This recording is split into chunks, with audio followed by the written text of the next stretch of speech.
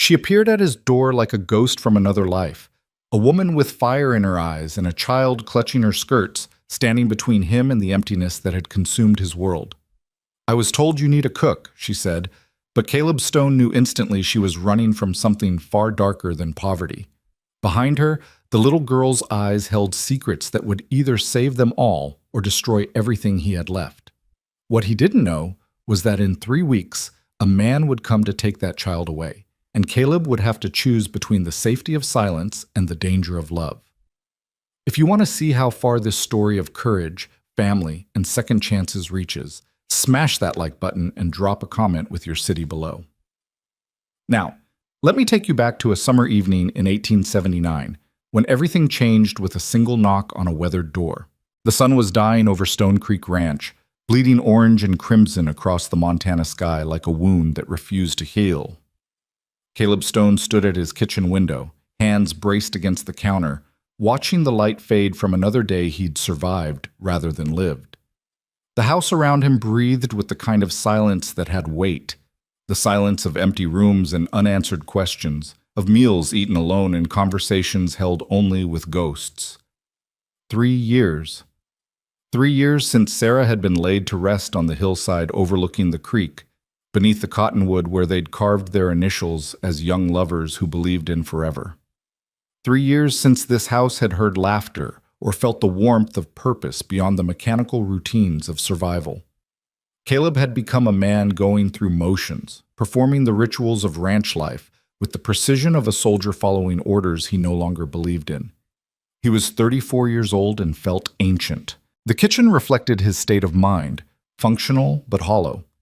Clean dishes sat stacked on shelves, not because he took pride in order, but because he used so few of them. The large oak table that had once hosted Sunday dinners and birthday celebrations now served as a desk for ranch paperwork and a resting place for saddles that needed mending. The stove, a beautiful cast iron piece Sarah had picked out from a catalog, sat cold more often than not. Why fire it up for one man who barely tasted his food anyway? Caleb ran a hand through dark hair that needed cutting, his fingers catching on tangles he couldn't be bothered to comb out properly. His reflection in the window glass showed a man who looked older than his years, jaw shadowed with several days of beard growth, eyes hollow with the kind of tired that sleep couldn't fix, shoulders that had forgotten how to fully straighten under the weight of grief that had set up permanent residence in his chest. The ranch still functioned because Caleb Stone was nothing if not stubborn. 1,400 acres of grazing land, 200 head of cattle, horses that needed training, fences that required constant mending, and the endless cycle of seasons that demanded a man keep moving or be buried under their weight. He had 2 ranch hands, Tom, an aging cowboy who'd known Caleb since he was a boy, and Miguel, a quiet man who asked no questions and expected nothing beyond fair pay and hard work. They were good men, loyal men, but they weren't what the ranch needed. They weren't what Caleb needed, though he'd spent 3 years pretending otherwise. "Boss?" Tom had approached him 2 weeks earlier, hat in weathered hands, looking uncomfortable in the way men do when they're about to speak truth. "We need to talk about the house." "What about it?" Caleb had responded, not looking up from the bridle he'd been repairing. "It's dying, Caleb, same as you are." Tom's directness was one of his most valuable and irritating qualities. You're eating beans from a can and jerky that's tougher than boot leather. You're wearing shirts with buttons missing and socks with holes. The place looks like a bachelor camp and you look like hell warmed over. "I'm managing fine." "You're not managing, you're existing. There's a difference." Tom had stepped closer, his voice dropping. "Sarah wouldn't want this." "You know she wouldn't." The mention of her name had sent a familiar spike of pain through Caleb's chest, sharp and fresh as the day they'd closed her coffin. "Don't talk about what Sarah would want. You don't know. I know she'd kick your ass from here to Sunday if she saw you living like this." Tom had stood his ground despite the dangerous edge in Caleb's voice. "Hire a cook, Caleb, someone to put real meals on that table and bring some life back into this house. For God's sake, do something before you disappear completely into this grief." Caleb had wanted to argue, to send Tom away with harsh words that would create enough distance to keep the truth from landing, but he was tired, so damn tired, of fighting battles that had no victory at the end. So he'd simply nodded, a single sharp dip of his chin, and said, "Fine, put word out in town. Someone who can cook and doesn't talk too much. I'll pay fair wages." Tom had looked surprised, but had the wisdom not to push his small victory. He'd ridden into Stone Creek the next day and spread the word that Caleb Stone needed a cook. Caleb had expected one of the widow women from town, or maybe one of the Mexican families that worked the neighboring ranches. Someone local, someone who understood ranch life, someone who wouldn't require explanation or demand anything beyond wages and a day off on Sundays. He hadn't expected the woman who appeared at his door as twilight settled over the ranch like a blanket. The knock came just as Caleb was contemplating whether to bother with supper or just go to bed and let another day die without ceremony. It was a firm knock, not tentative or apologetic, but not aggressive either. The knock of someone who expected to be heard but wouldn't be surprised by rejection. Caleb crossed the main room, his boots heavy on wooden floorboards that needed polish, and pulled open the door expecting Tom with a message, or Miguel with news of a broken fence or injured cattle. Instead, he found himself looking at a woman who seemed to have walked straight out of a harder world than most folks knew. She stood on his porch in a dress that had once been fine, but now showed the wear of too many washings and careful mendings. Dark brown hair was pulled back in a severe knot that revealed a face too thin, with cheekbones too sharp, and shadows under hazel eyes that spoke of too many sleepless nights. She was younger than him, maybe late 20s, but carried herself with the kind of weary determination that added years to any person. In her arms she held a large iron pot, cradled against her middle like it was precious cargo, and behind her, half hidden in the growing darkness, stood a child. "I was told you need a cook," the woman said without preamble, her voice clear and direct despite the exhaustion that lined her face. Her accent marked her as educated, maybe even from back east, which immediately raised questions in Caleb's mind about how she'd ended up on his remote ranch with darkness falling and a child in tow. Caleb's gaze moved from the woman to the little girl behind her. The child couldn't have been more than 6 or 7 years old, small for her age, with the same dark hair as the woman and eyes that watched Caleb with a mix of hope and wariness that struck something deep in his chest. She wore a dress that was clean but patched, and she held on to her mother's skirt with one small fist like it was the only anchor in a storm-tossed world. "You walked here?" Caleb asked, his mind calculating distances. The nearest town was 4 miles away, and there were no close neighbors in this direction. The road to his ranch was little more than a wagon track through rough country. "We did," the woman confirmed, lifting her chin slightly as if expecting judgment. "We're capable of work, Mr. Stone. We won't be a burden." The way she said "we" made it clear she wasn't asking for employment for herself alone. The child came as part of the package, non-negotiable. It was the kind of bold declaration that could go either way. Either he'd admire her directness, or send her packing for presuming too much. Caleb should have closed the door.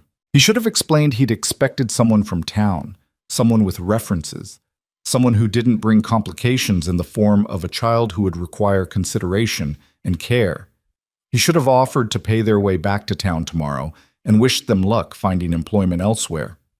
But the girl was looking up at him with those eyes that reminded him painfully of another child who'd never been born, the child Sarah had been carrying when the fever took her, and the woman's hands were shaking slightly as she held that pot, the tremor betraying nerves she was trying hard to hide.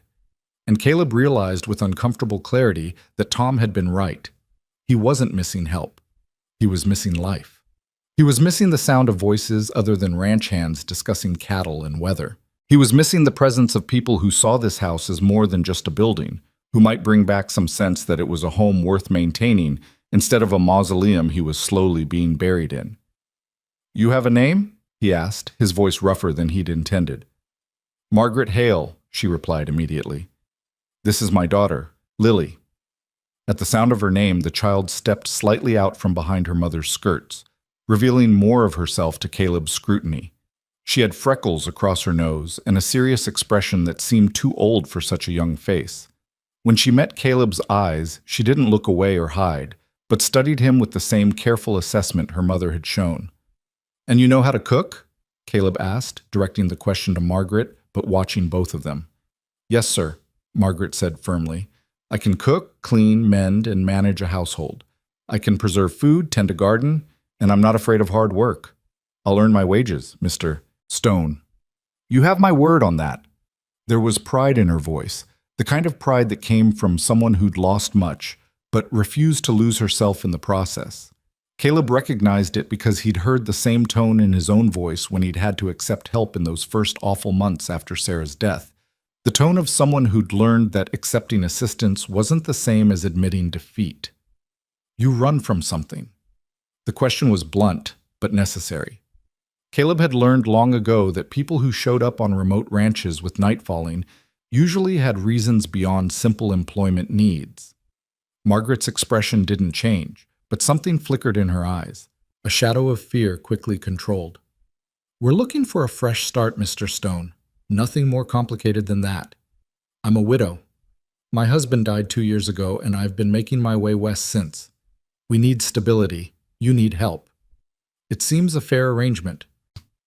It was a careful answer that didn't quite answer the question. But then, Caleb thought, everyone had their ghosts. He had no right to demand she spill hers when he kept his own locked so tight. The work's hard, he said, a final warning. Ranch life isn't easy. Early mornings, late nights.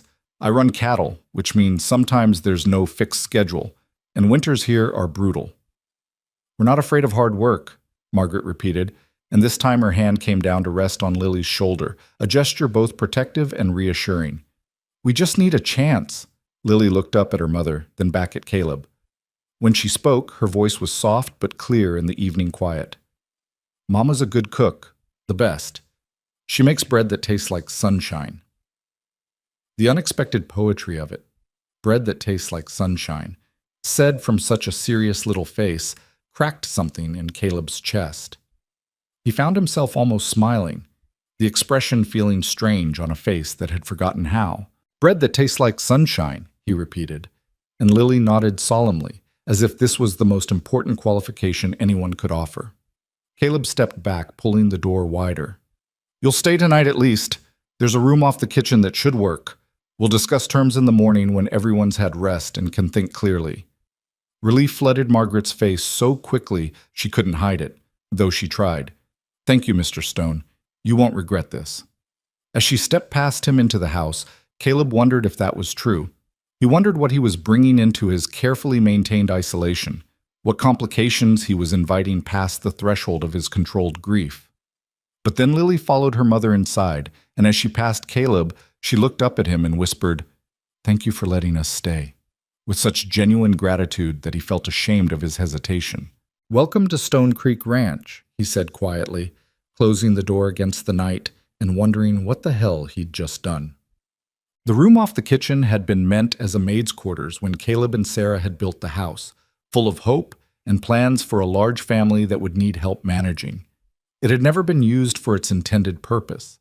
Sarah had insisted on doing her own housework, claiming she hadn't come west to sit idle while others did the living for her. Now the small room held only a narrow bed with a thin mattress, a chest of drawers with a cracked mirror above it, and a washstand with a chipped basin.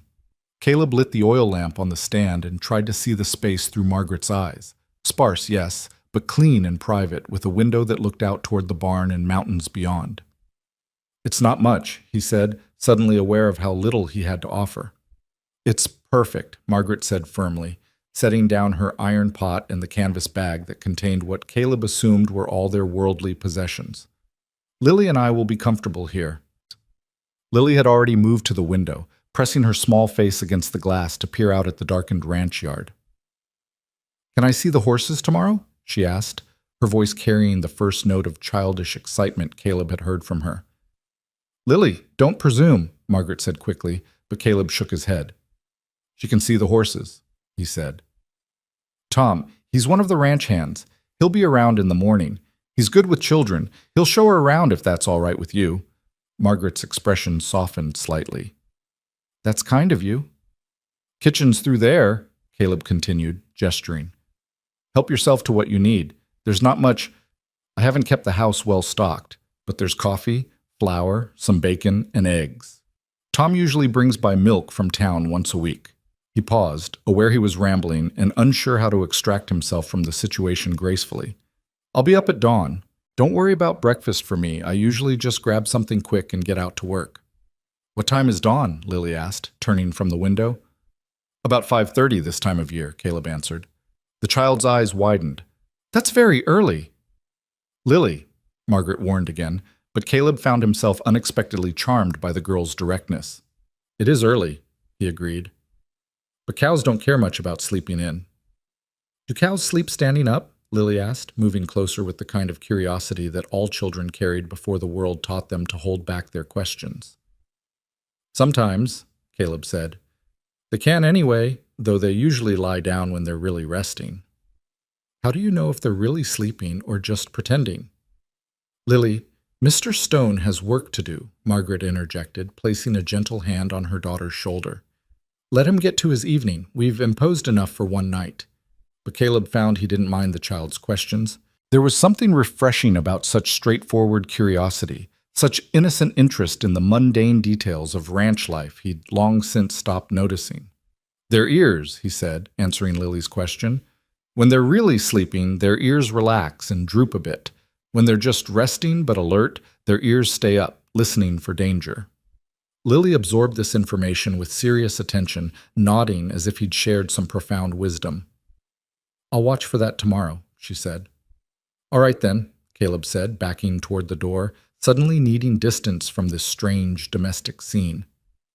I'll leave you to settle in. Good night, Mrs. Hale. Lily. Good night, Mr. Stone, Margaret said, and thank you again, truly. Caleb nodded and retreated, pulling the door closed behind him and standing for a moment in his own kitchen, trying to understand the feeling of displacement that had settled over him. The house already felt different, not better or worse, just different. There were sounds where there had been silence, the murmur of Margaret's voice as she spoke quietly to her daughter, the creak of bed ropes as someone sat down, the soft thump of that canvas bag being unpacked. People were living in his house again. He wasn't sure how he felt about that. Caleb made his way to his own bedroom, the room he'd once shared with Sarah, but that had become his alone, the room where he'd learned to sleep on one side of the bed because the other side was too painful to even look at, much less occupy. As he lay down in the darkness, still wearing most of his clothes because undressing felt like too much effort, he heard the faint sound of a child's voice through the walls. He couldn't make out the words, but the cadence was unmistakable. Lily asking more questions, probably, and Margaret answering with the patience of a woman who was used to her daughter's curiosity. It should have annoyed him. It should have felt like an invasion of the privacy he'd constructed so carefully around his grief. Instead, it made him realize just how silent his house had become, how silent his life had become. Maybe Tom had been right.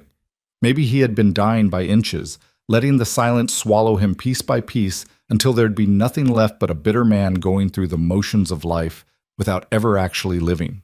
Maybe these two strangers with their iron pot and canvas bag and questions about sleeping cows were exactly what Stone Creek Ranch needed.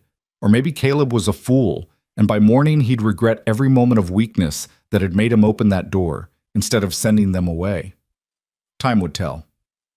In the small room off the kitchen, Margaret Hale sat on the edge of the narrow bed and brushed her daughter's hair with long, gentle strokes, watching their reflection in the cracked mirror above the washstand. Do you think we can stay, Mama? Lily asked quietly, her voice small in the darkness. Margaret's hand paused mid-stroke. I don't know, sweetheart. We'll have to prove ourselves useful. Mr. Stone he's a man dealing with his own sorrows, I think. We'll need to be respectful of that. He looks sad, Lily observed with the blunt honesty of children. His eyes look like yours did when Papa first went away. The comparison made Margaret's chest tighten. She resumed brushing, needing the familiar motion to steady herself. Yes. Well, some people wear their grief on the outside. Mr. Stone seems to be one of them. But he was nice to me, Lily continued. He answered my questions even though you kept telling me to stop asking them. That's because you ask too many questions, Margaret said gently, but there was affection in her voice. Though you're right, he was kind to you. That speaks well of him. They were silent for a moment, listening to the unfamiliar sounds of the house settling around them, the creak of old wood, the whisper of wind against the walls, the distant sound of cattle lowing in the night. Mama? Lily's voice was drowsy now, the exhaustion of their long journey finally catching up to her. Yes, love? I like it here. It feels safe. Margaret closed her eyes against the sudden sting of tears. Safe.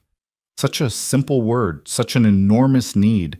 They'd been running for so long, looking over their shoulders, jumping at shadows, never staying anywhere long enough to catch their breath. I hope so, Lily, she whispered, helping her daughter lie down and pulling the thin blanket up to her chin. I truly hope so.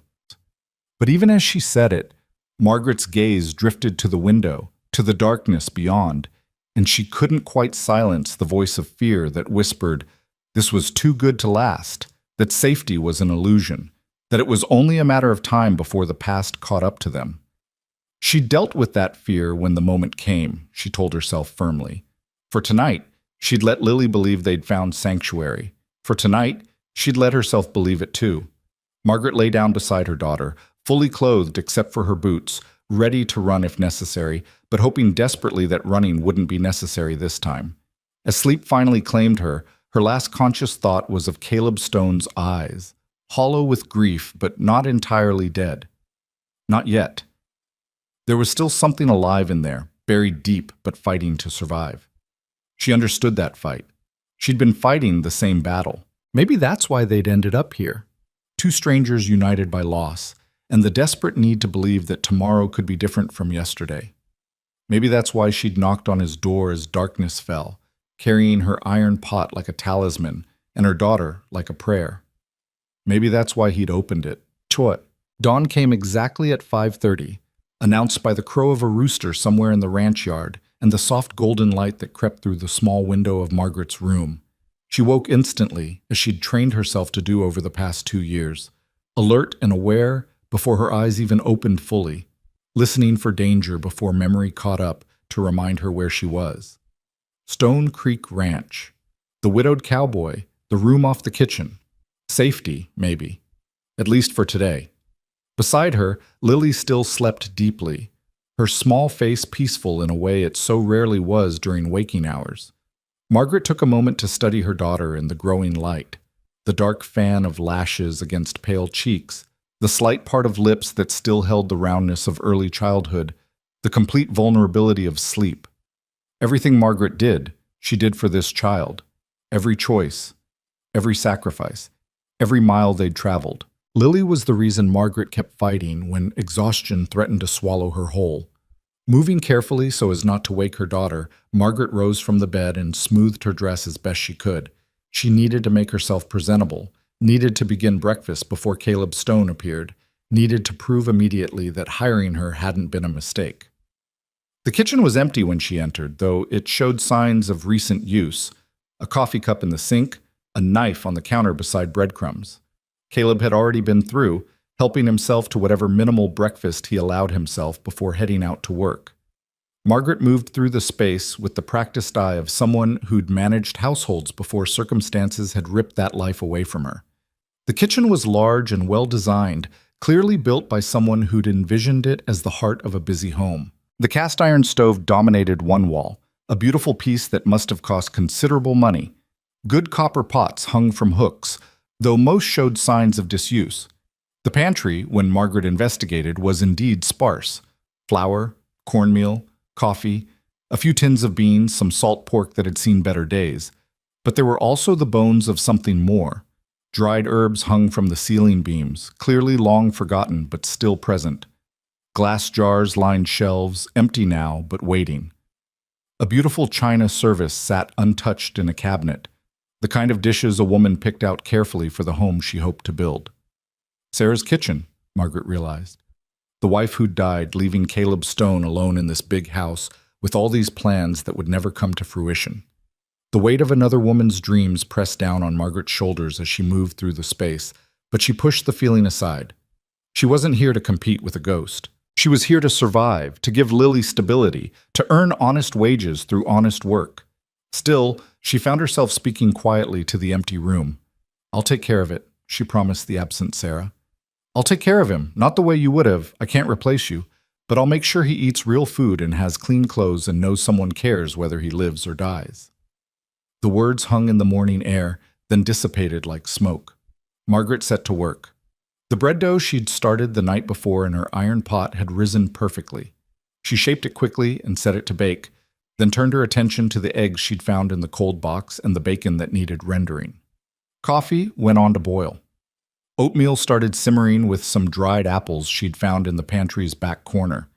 By the time Lily emerged, rubbing sleep from her eyes and drawn by the smell of cooking food, the kitchen had transformed. The table was set with that beautiful china, food was hot and ready, and sunlight poured through windows Margaret had opened to let in the fresh morning air. "Oh, Mama," Lily breathed, her eyes wide. "It's like our old house." The comment struck Margaret's heart with unexpected force.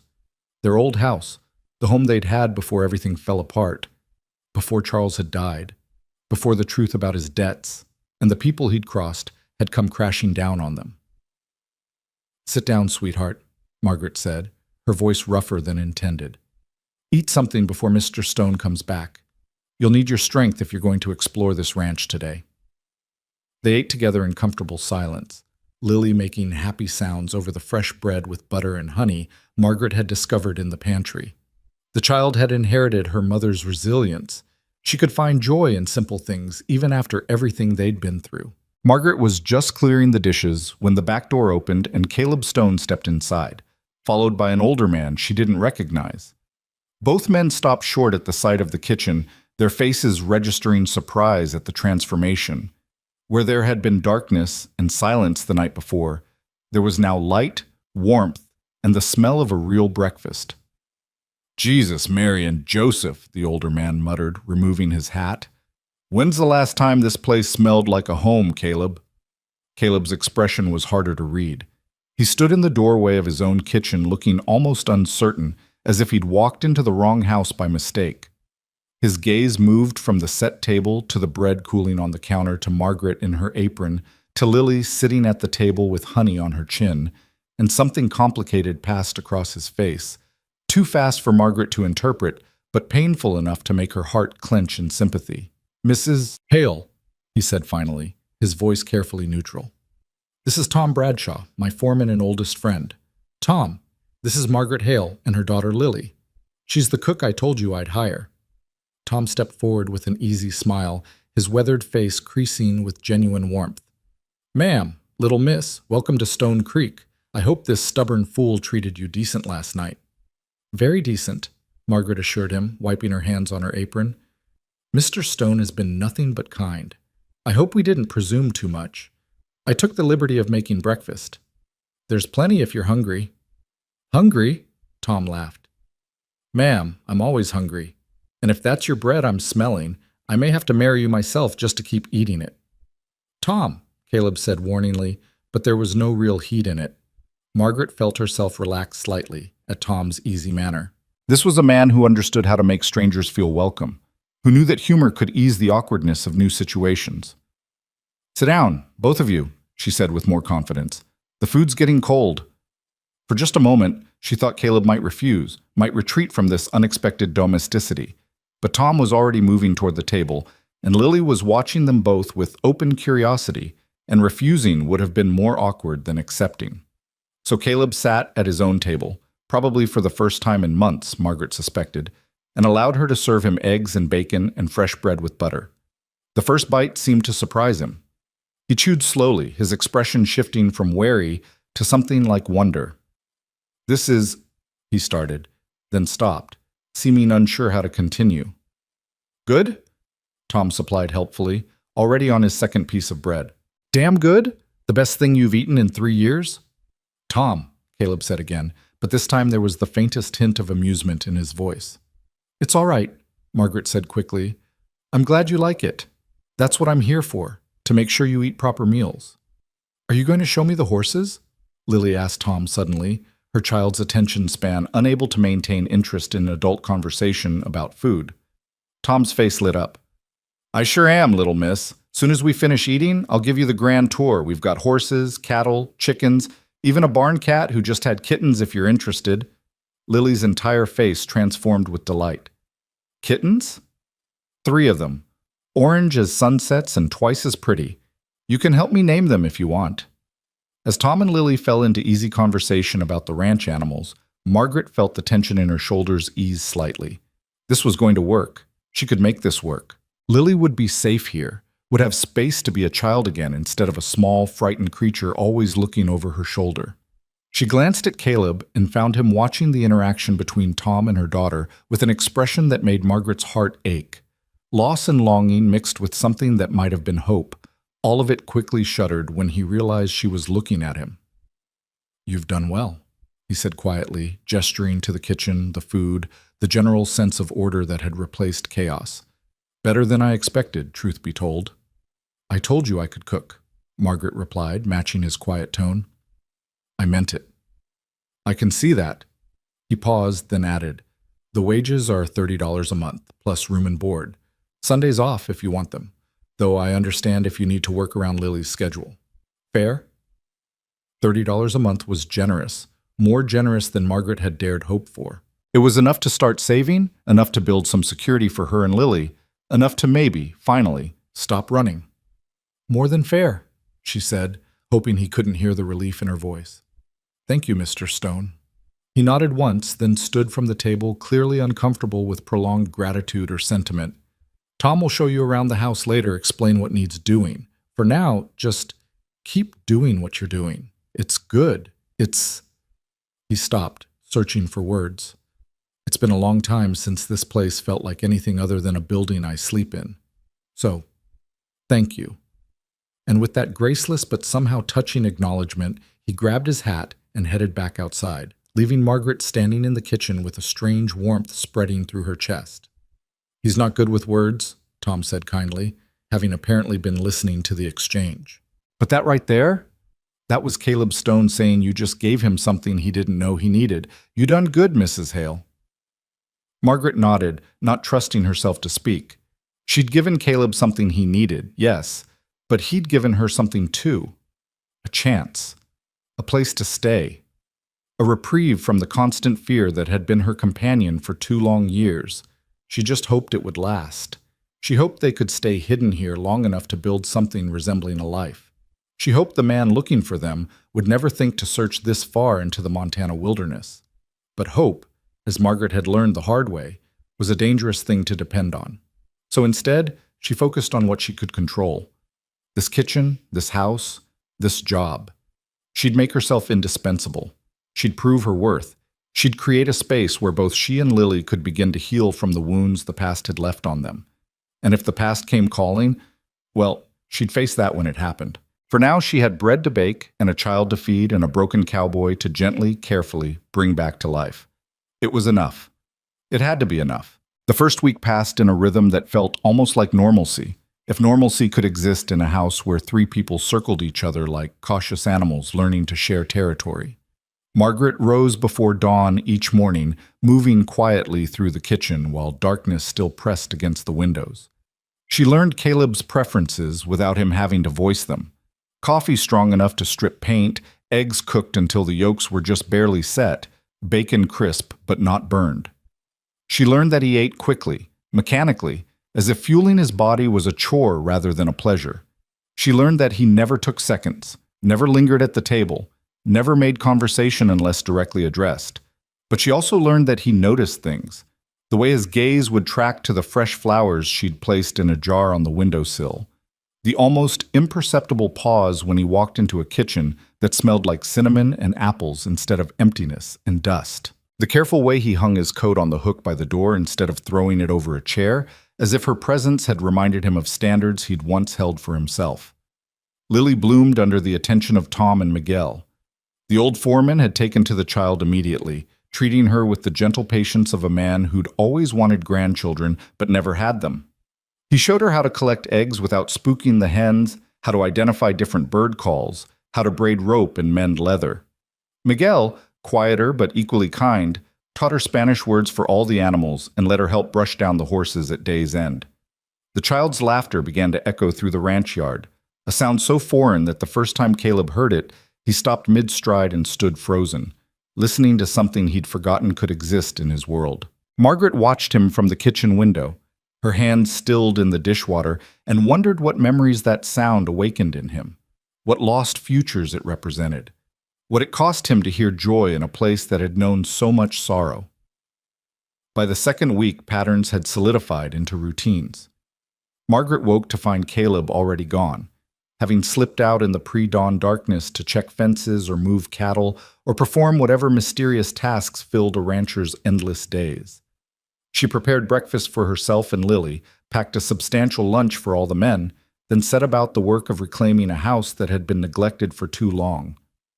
The main room first, she swept away cobwebs from corners, beat dust from curtains that hadn't been touched in years, polished wood until it gleamed. She found photograph albums tucked in a trunk, their pages filled with images of a younger Caleb and a beautiful woman with kind eyes and a warm smile. Sarah, the wife who haunted every corner of this house. Margaret studied those photographs with a mix of curiosity and guilt, feeling like an intruder into private grief. Sarah had been lovely, genuinely lovely, not just pretty, but radiating something that came through even in still images, intelligence and humor and a capable strength that Margaret recognized instantly. This was a woman who would have thrived on a ranch, who would have met challenges with grace and determination. This was a woman who'd chosen Caleb Stone and built dreams with him, dreams that now sat in boxes and gathered dust. "I'm not trying to replace you," Margaret whispered to the smiling face in the photographs. "I just need to survive. We both need to survive. Me and Lily. That's all this is."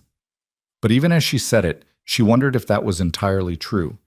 Because there was something about Caleb Stone that called to the parts of herself she'd thought were dead.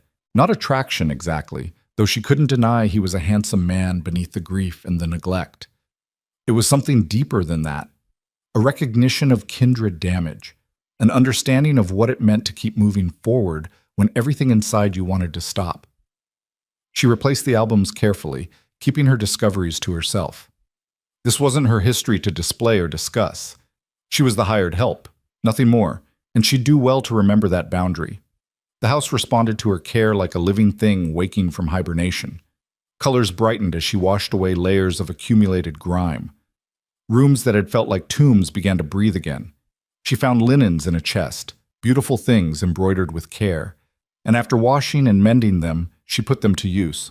The house deserved to be lived in, not preserved like a museum to lost happiness. Caleb noticed. He didn't comment directly, but she caught him running his hand along a newly polished banister, pausing in doorways to study rooms that had been transformed, touching things with an expression that mixed pain with something that might have been gratitude. It was on a Thursday afternoon, nearly 3 weeks into her employment, that the careful distance they'd maintained finally cracked. Margaret was in the kitchen, arms deep in bread dough, when she heard the crash from outside, followed by a string of cursing that would have made a sailor blush. She rushed to the window and saw Caleb in the yard, favoring his left leg, blood streaming from a gash on his forearm, his face twisted in pain and fury. She didn't think. She simply moved. "Lily, stay inside," she commanded as she flew out the door, grabbing clean towels from the line as she passed. Caleb looked up at her approach, his expression darkening. "I'm fine. It's nothing." "It's not nothing. You're bleeding everywhere," Margaret said flatly, reaching for his arm. He tried to pull away, but she held firm with a strength born of necessity. "Hold still and let me see." "I said I'm fine, and I said hold still." Her voice carried an authority that surprised them both. "You can argue with me after I've determined you don't need a doctor. Until then, shut up and let me help you." For a moment, she thought he'd refuse. She could see the war playing out across his face, pride versus pain, independence versus need. But then his shoulders sagged slightly, and he allowed her to lead him to the porch steps. The cut was deep but clean, slicing across his forearm, where he'd apparently caught it on barbed wire. Margaret worked quickly and efficiently, cleaning the wound with water and whiskey, her hands steady despite the intimacy of touching him, of holding his arm across her lap while she worked. "This needs stitches," she said after examining it closely. "Just wrap it. It'll heal." "It'll heal wrong, and probably get infected. Don't be foolish." She looked up at him, their faces closer than they'd ever been. "I can do it if you'll let me. I've sewn up worse." His eyes, gray as storm clouds, studied her with new intensity. "Where did a woman like you learn to stitch wounds?" "A woman like me has learned to do a lot of things survival required," she replied evenly. Do you want my help or not? He held her gaze for a long moment, then nodded once. Do it. Margaret retrieved her sewing kit and a bottle of whiskey, returning to find Caleb exactly where she'd left him, staring out at his ranch with an expression of weary resignation. Drink, she said, offering him the bottle. I don't need drink anyway. This is going to hurt. He took the bottle, swallowed 3 long pulls, then handed it back. Get on with it. The first pierce of the needle made his jaw clench, muscle jumping beneath tanned skin, but he didn't flinch away. Margaret worked as quickly as she could, her stitches small and even, learned from necessity during the awful months after Charles died when doctors were a luxury they couldn't afford. You're good at this, Caleb said through gritted teeth. Practice I wish I'd never gotten. She tied off another stitch. My husband was accident-prone toward the end. I learned to patch him up when he'd come home in various states of damage. What happened to him? The question was direct, unadorned by social niceties or careful phrasing. Maybe the whiskey had loosened his tongue. Maybe the pain had stripped away his usual reserve. Either way, Margaret found herself answering with more honesty than she'd intended. He died owing money to men who don't forgive debts. I didn't know about any of it until they came looking for repayment and found only me and Lily. She pulled another stitch tight, maybe harder than necessary. So we ran. We've been running ever since. The silence that followed felt heavy with significance. Margaret kept her eyes on her work, afraid to look up, afraid of what she'd see in his face. Judgment? Pity? Disgust that he'd brought such trouble into his home? Is someone still looking for you? His voice was quiet, carefully neutral. I don't know, maybe. Probably. She tied off the last stitch and reached for bandaging. The debt was substantial. The men Charles crossed are the type who make examples of people. But it's been 2 years. Maybe they've given up. Maybe they've forgotten. Maybe you're fooling yourself, Caleb finished bluntly. Men like that don't forget. They don't forgive. If you owe them money, they'll keep looking until they find you or until they're dead themselves. Margaret's hands stilled in their wrapping. I know that. Don't think I don't know that. But what choice do I have? Keep running forever? Lily deserves more than a life lived in constant fear. She deserves stability, school, friends, a childhood that's more than just moving from place to place in the dark. So you came here. So I came here, Margaret confirmed, finishing the bandage and finally meeting his eyes. To the most remote place I could find, where maybe we could disappear long enough to catch our breath. I'm not asking you to protect us.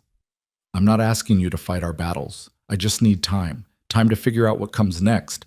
Time to save enough money to maybe go further west. Time to... How much? What? How much does she owe? Caleb's gaze was intense, focused in a way she hadn't seen before. The debt. How much?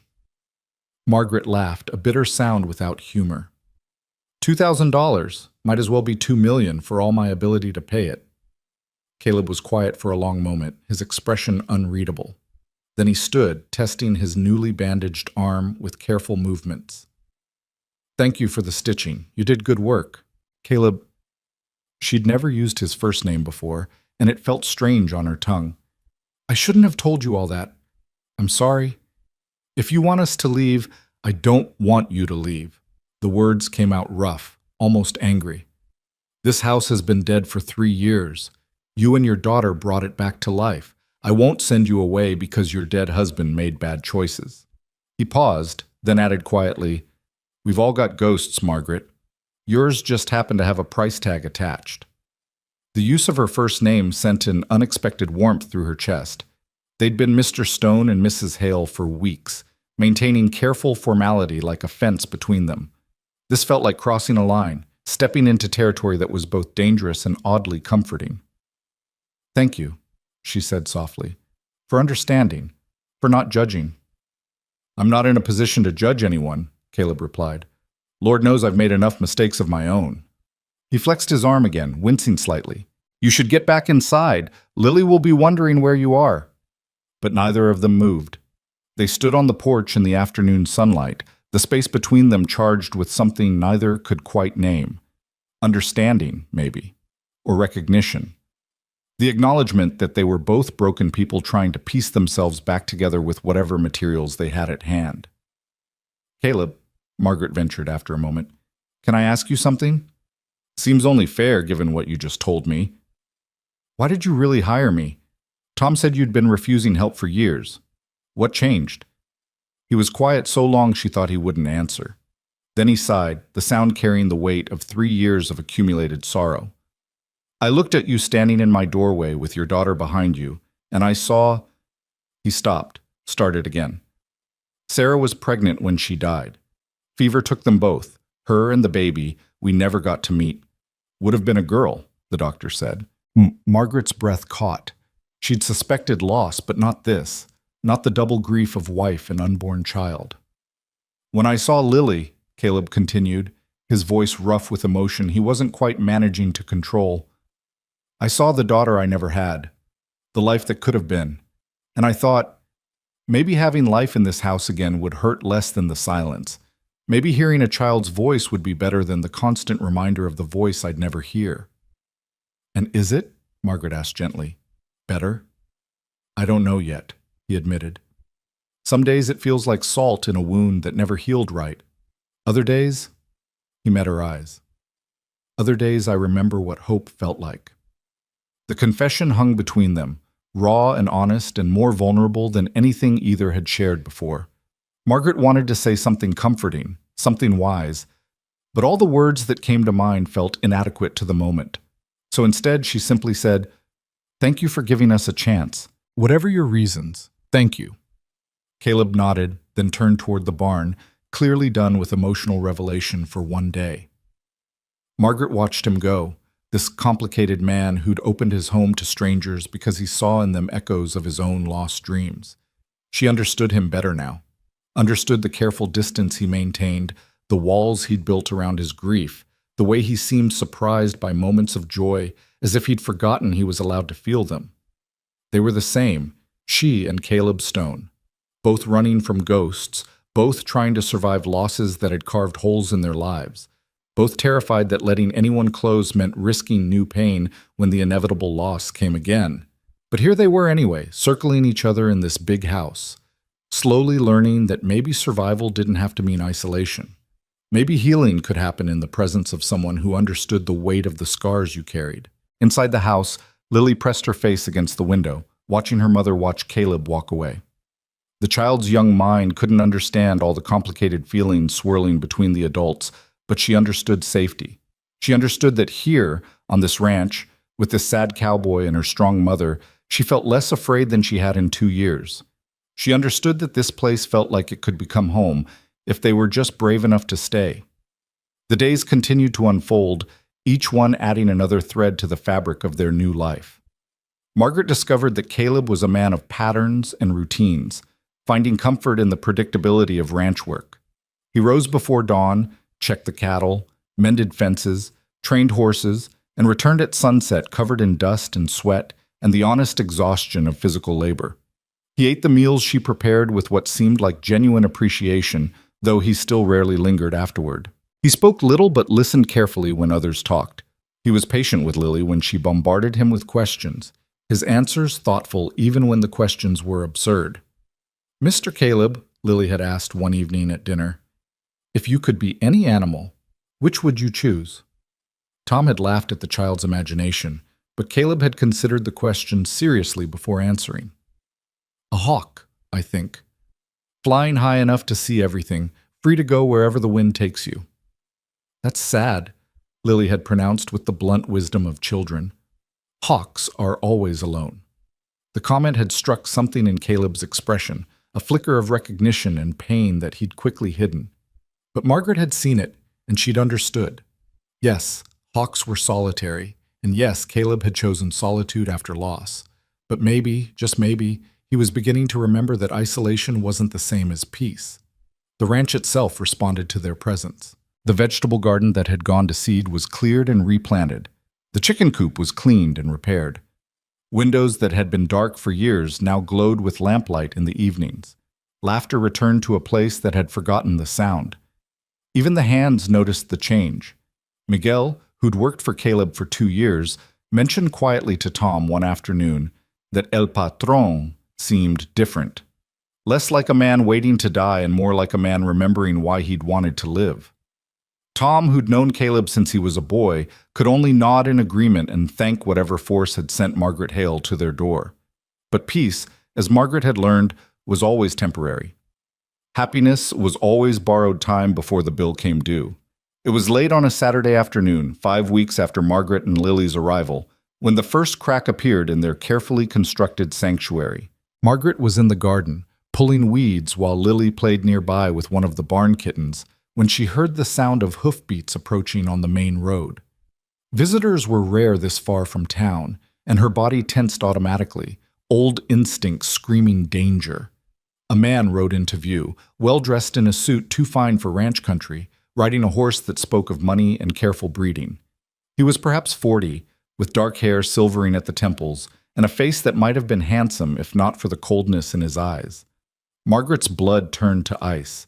She knew that look. She'd seen it before in the faces of the men who'd come looking for Charles's debts.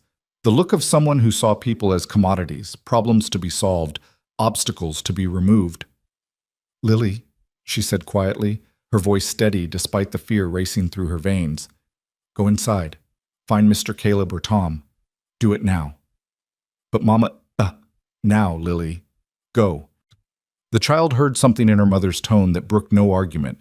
She scooped up the kitten and ran toward the barn where Tom was working, her small legs pumping with the urgency of instinct. Margaret stood slowly, wiping dirt from her hands, positioning herself between the approaching stranger and the path Lily had taken. Every muscle in her body was coiled tight, ready to fight or flee or do whatever necessary to protect her child. The man reined in his horse, looking down at Margaret with an expression that managed to be both polite and predatory. "Good afternoon. I'm looking for Mrs. Margaret Hale. I was told I might find her at Stone Creek Ranch." Every word was precisely spoken, cultured, educated, dangerous. "I'm Margaret Hale," she said, lifting her chin. "And you are?"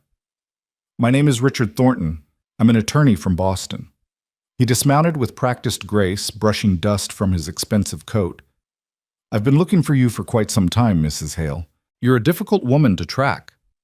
"Perhaps that should tell you something about my desire to be found, Mr. Thornton." Margaret's voice was cold, controlled. "State your business and leave." "My business is simple." Thornton smiled, the expression not reaching his eyes. "I represent certain parties in Boston who have a vested interest in the welfare of your daughter, Lily Hale. They've asked me to locate the child and ensure she's being properly cared for." Margaret's heart was hammering so hard she was certain he could hear it. "Lily is my daughter. She's being perfectly well cared for. Whatever your clients told you is a lie." "Is it?" Thornton's tone remained pleasant, conversational, which somehow made it more threatening. "I have documents here that suggest otherwise. Documents that indicate your late husband had certain arrangements in place regarding the child should anything happen to him and should you prove unable to provide appropriate care. That's impossible. Charles never told you," Thornton finished. "I'm afraid your late husband kept many secrets, Mrs. Hale. The debts you know about are merely the beginning. He borrowed extensively from my clients, and when he couldn't repay, he offered something else as collateral. He offered his daughter." The words hit Margaret like physical blows.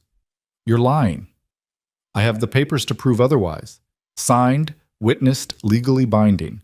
Your husband wagered his daughter's future on business ventures that failed spectacularly. Now my clients are here to collect what they're owed. No one owns my child. No piece of paper gives anyone the right to take her from me." "The law might say differently, Mrs. Hale." Thornton reached into his coat, pulling out a thick envelope. "I have documentation of your husband's debts, his agreements, and testimony from several witnesses regarding your, shall we say, unstable lifestyle over the past 2 years. Constant moving, no permanent residence, no proper schooling for the child. A judge might very well determine that Lily would be better off in the care of a stable, wealthy family who can provide for her future." Margaret's vision blurred with rage and fear. "What you have is a pile of lies and forgeries designed to steal a child from her mother. I won't let it happen. Get off this property before I have you removed by force." "This property?" Thornton looked around with exaggerated interest. You mean this ranch that you've been working at for less than 2 months? Hardly a stable environment for a child, wouldn't you say? And what happens when your employer realizes what kind of trouble you've brought to his door? How quickly will he throw you out when he understands that harboring you could bring legal consequences? The only consequence you'll face is from me if you don't leave. Now. The new voice came from behind Margaret, low and dangerous. She turned to see Caleb approaching, Tom and Miguel flanking him, all three men wearing expressions that made clear they'd heard enough of the conversation to understand the threat. Thornton's smile widened, unbothered by the display of force. Ah, you must be Mr. Stone, the owner of this charming establishment. I apologize for the disruption, but I'm here on legal business regarding Mrs. Hale and her daughter. I heard your legal business, Caleb said flatly. Sounded more like extortion and lies to me. So I'll say it once more clearly. Get off my land. Mr. Stone, I understand you want to protect your employee, but she's not just my employee. She's under my protection. The child is under my protection. And I don't take kindly to threats against people under my protection. Caleb moved to stand beside Margaret, his presence solid and reassuring. Whatever papers you have are worthless out here. We do things differently in Montana. We protect our own. How noble, Thornton said dryly. But protection won't matter when the law arrives. I'll be back with a federal marshal and a court order. And when I return, I'll be taking the child into custody, whether you approve or not. He swung back into his saddle with fluid ease. You have 1 week to make your peace with it. After that, resistance will only make things harder for everyone involved. He turned his horse and rode away at a leisurely pace, confident and unhurried, a man who believed the law was on his side. Margaret's legs gave out the moment he was out of sight. She would have fallen if Caleb hadn't caught her, his strong hand steadying her as she gasped for breath against the panic threatening to overwhelm her completely. He can't, she managed to say through chattering teeth. He can't take her. She's all I have. She's everything. He won't, Caleb said firmly. I promise you, Margaret, he won't take that child. But even as he said it, Margaret saw the worry in his eyes, because they all knew the truth. The law was a powerful weapon in the hands of men with money and connections. And they were just simple people on a remote ranch, with no influence and limited resources. How did you fight power when you had none yourself? How did you protect the innocent when the system itself was corrupt? Margaret didn't have answers. All she had was the fierce primal determination of a mother who would die before letting anyone take her child.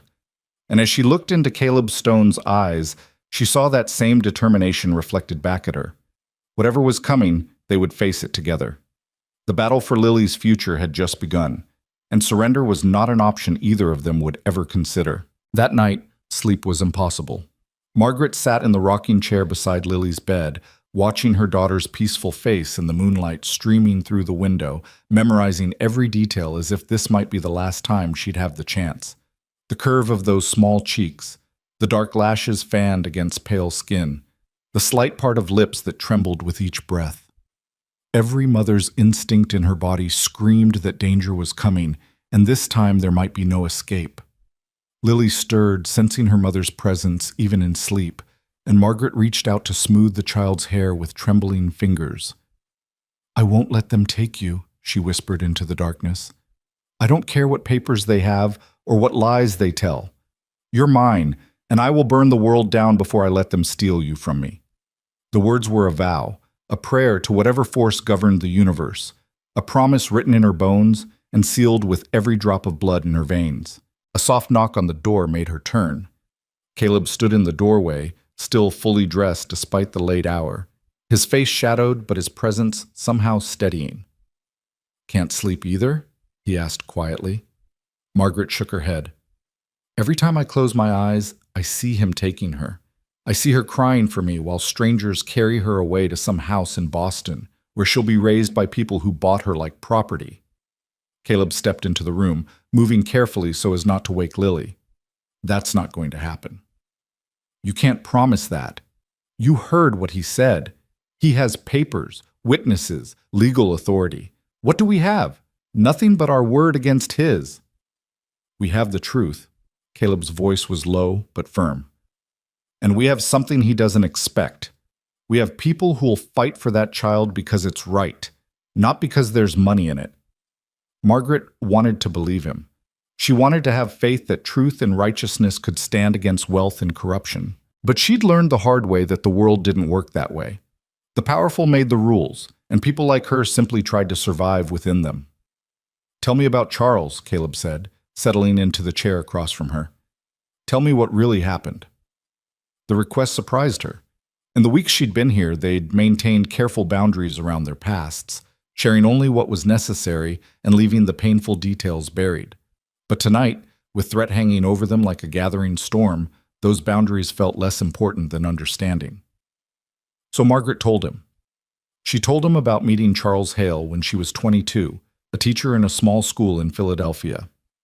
He'd been charming, educated, full of grand plans and bigger promises. He'd courted her with poetry and passion, painting pictures of a life filled with adventure and security. She'd believed him because she'd wanted to believe, because loneliness made you vulnerable to beautiful lies. The first year of marriage had been good. Charles worked as an accountant for a shipping company. They'd had a small but comfortable home. And when Lily was born, Margaret had felt her life was complete. She had a family. She had purpose. She had everything she'd ever wanted. But then Charles had started coming home late, smelling of whiskey and cigars, making excuses that grew increasingly elaborate and decreasingly believable. Money became tight. He became secretive, irritable, prone to disappearing for days at a time with explanations that made no sense. "I knew something was wrong," Margaret said, her voice barely above a whisper, so as not to wake Lily. "I confronted him repeatedly, but he always had an answer, always had a reason why I was worrying over nothing. He made me feel foolish for questioning him, made me doubt my own instincts. The night Charles died, he'd come home in a panic, bleeding from a wound he wouldn't explain, shoving papers into a satchel and telling Margaret to pack essentials because they needed to leave immediately. Before she could demand answers, men had burst through their door, rough men with violence in their eyes and demands for money Charles didn't have. There'd been a fight. Shouting, crashes, Lily crying in Margaret's arms while she tried to shield her daughter from seeing things no child should witness. And then Charles had been on the floor, blood spreading beneath him, his eyes going distant while he gasped out his final words. "He told me to run," Margaret continued, tears streaming down her face now, the memories as fresh as if they'd happened yesterday instead of 2 years ago. "He said he'd borrowed money from the wrong people, that he'd gambled it away trying to win enough to pay off earlier debts. He said they'd come for me, for Lily, to collect what he owed. His last words were, 'Protect our daughter.' And then he was gone, and those men were looking at me like I was the solution to their problem." She'd grabbed Lily and run, leaving behind everything they'd owned except what she could carry.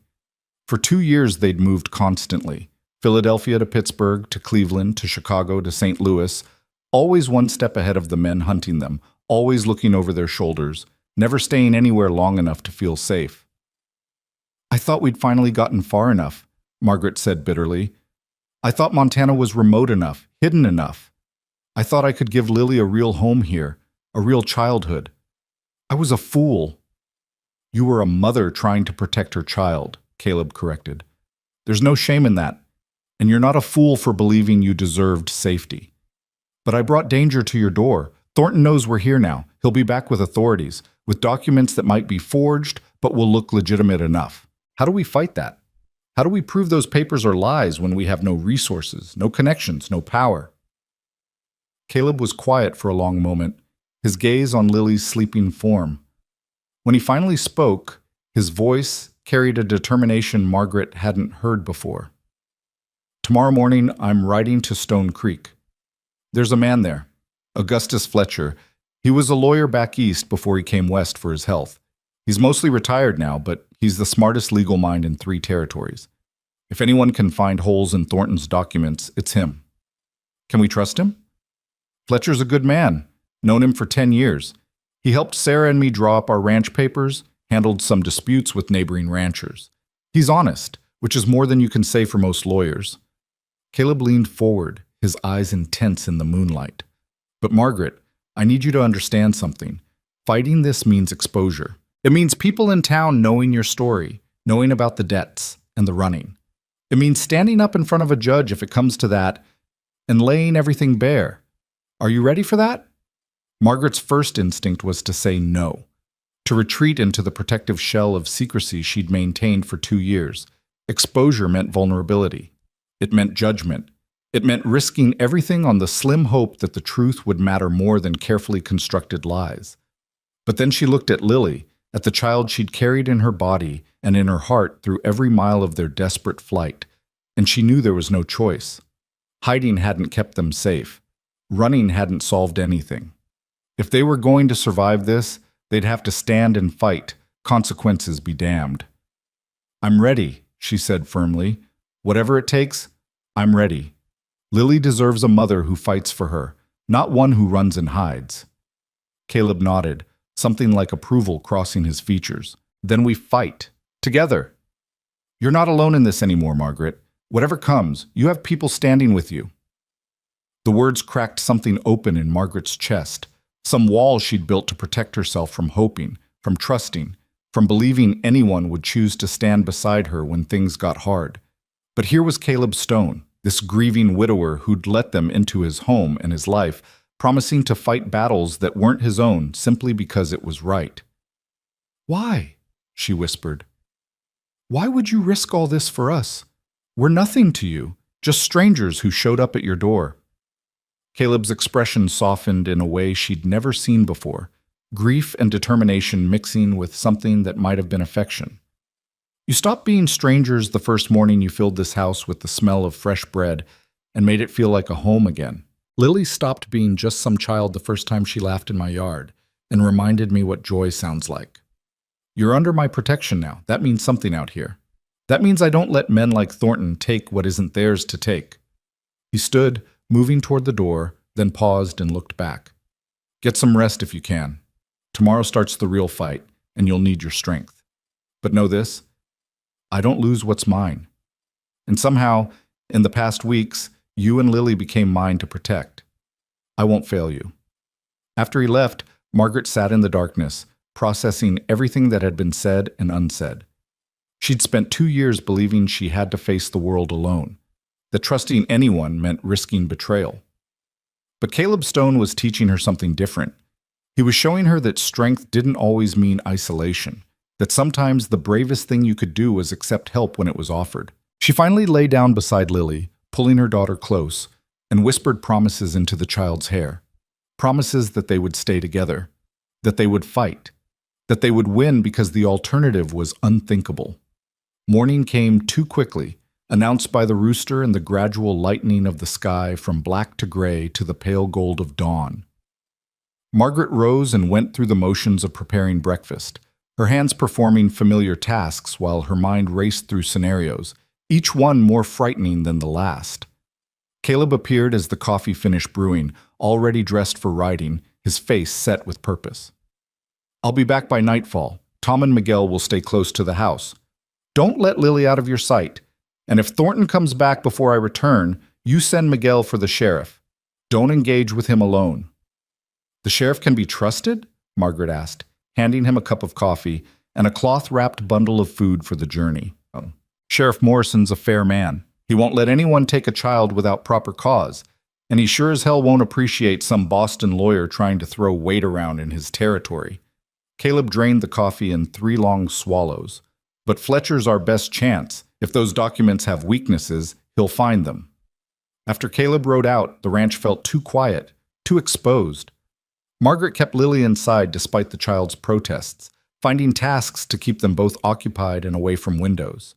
She baked bread she didn't need, mended clothes that weren't torn, cleaned surfaces that were already spotless. Anything to keep her hands busy and her mind from spiraling into panic. Tom checked on them hourly, his weathered face creased with concern. "Boss'll fix this," he assured Margaret during one visit. "He's got that look he used to get when facing down rustlers or dealing with difficult cattle buyers. Means he's in fighting mode, and Caleb Stone in fighting mode is something to see." "I hope you're right," Margaret said. "I hope determination is enough." Determination plus Fletcher's legal mind plus the fact that everyone in Stone Creek knows Caleb's an honorable man, that's more than enough, ma'am. You'll see. But as the day wore on and shadows lengthened, Margaret's anxiety only grew. She imagined Caleb being turned away by Fletcher, or worse, discovering that Thornton's documents were ironclad and legal. She imagined marshals arriving before Caleb returned, dragging Lily away while Margaret screamed and fought uselessly against overwhelming force. She imagined losing her daughter, and the thought made her physically ill. Lily sensed her mother's distress despite Margaret's attempts to hide it. The child stayed close, unusually quiet, her small hand finding Margaret's whenever possible. "Mama, are bad men coming?" she asked finally, her voice trembling. Margaret knelt down, taking her daughter's face in her hands. "Some people might try to cause trouble, sweetheart, but Mr. Caleb is working to stop them. And no matter what happens, I want you to remember something important. You are my daughter. Nothing anyone says or does can change that. You belong with me, and I will fight with everything I have to keep us together. Do you understand?" Lily nodded, tears welling in her eyes.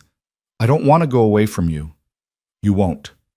I promise you, baby, you won't." Margaret pulled her daughter into a fierce embrace, silently adding all the things she couldn't say aloud. That she'd kill anyone who tried to take this child, that she'd run again if necessary, harder and farther than before. That there was no law, no document, no threat in the world that could make her willingly surrender her daughter. The sun was setting when they finally heard hoofbeats approaching. Margaret's heart leapt into her throat, her body tensing for flight or fight. But then she saw it was Caleb returning, and beside him rode an older man with white hair and sharp eyes behind wire-rimmed spectacles. Fletcher. It had to be Fletcher. Margaret met them at the door, trying to read Caleb's expression for clues about what he'd learned. His face was carefully neutral, giving nothing away, which somehow made her more nervous. "Mrs. Hale," the older man said, dismounting with the stiffness of age. "I'm Augustus Fletcher. Caleb's told me about your situation. Might we come inside and discuss it properly?" They settled in the main room, Lily sent to her room despite her protests, while Fletcher spread papers across the table. Notes he'd made during his conversation with Caleb, references to territorial law, precedents from cases he remembered. "First things first," Fletcher said, his voice calm and professional. "Tell me everything about these men your husband owed money to. Names, if you know them, what they look like, anything Charles might have said about them." Margaret recounted what she knew, which felt painfully inadequate. Charles had been secretive, paranoid. He'd mentioned names in his final moments: Sullivan, Brennan, people involved in gambling and worse, but nothing concrete enough to trace. Fletcher nodded, making notes. "And this Thornton, describe him precisely. His appearance, his manner of speaking, any details you remember." Margaret did her best, painting a picture of the well-dressed attorney with cold eyes and cultured voice.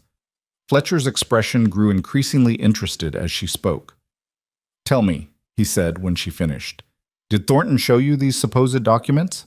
Let you examine them?" "No, he just claimed to have them, said they were signed and witnessed." "Interesting." Fletcher tapped his pen against his notes. "Because if the documents were legitimate, he would have served you with them immediately. The fact that he merely threatened their existence suggests they might not be as ironclad as he wants you to believe." Hope flickered in Margaret's chest. "You think they're forgeries?" "I think it's possible. Men like Thornton operate in gray areas, using intimidation and the appearance of legal authority to get what they want, but appearance isn't the same as reality." Fletcher leaned back, studying Margaret with sharp eyes that missed nothing. "However, we need to consider another possibility. What if the documents are real? What if Charles did, in his desperation, sign away some claim to his daughter?" The words hit Margaret like a physical blow. "He wouldn't. He loved Lily." "Desperate men do desperate things," Fletcher said gently. "I'm not saying he did it willingly or with full understanding of what he was signing. Loan sharks are experts at burying important clauses in complex documents, but we need to prepare for all possibilities." "So what do we do?"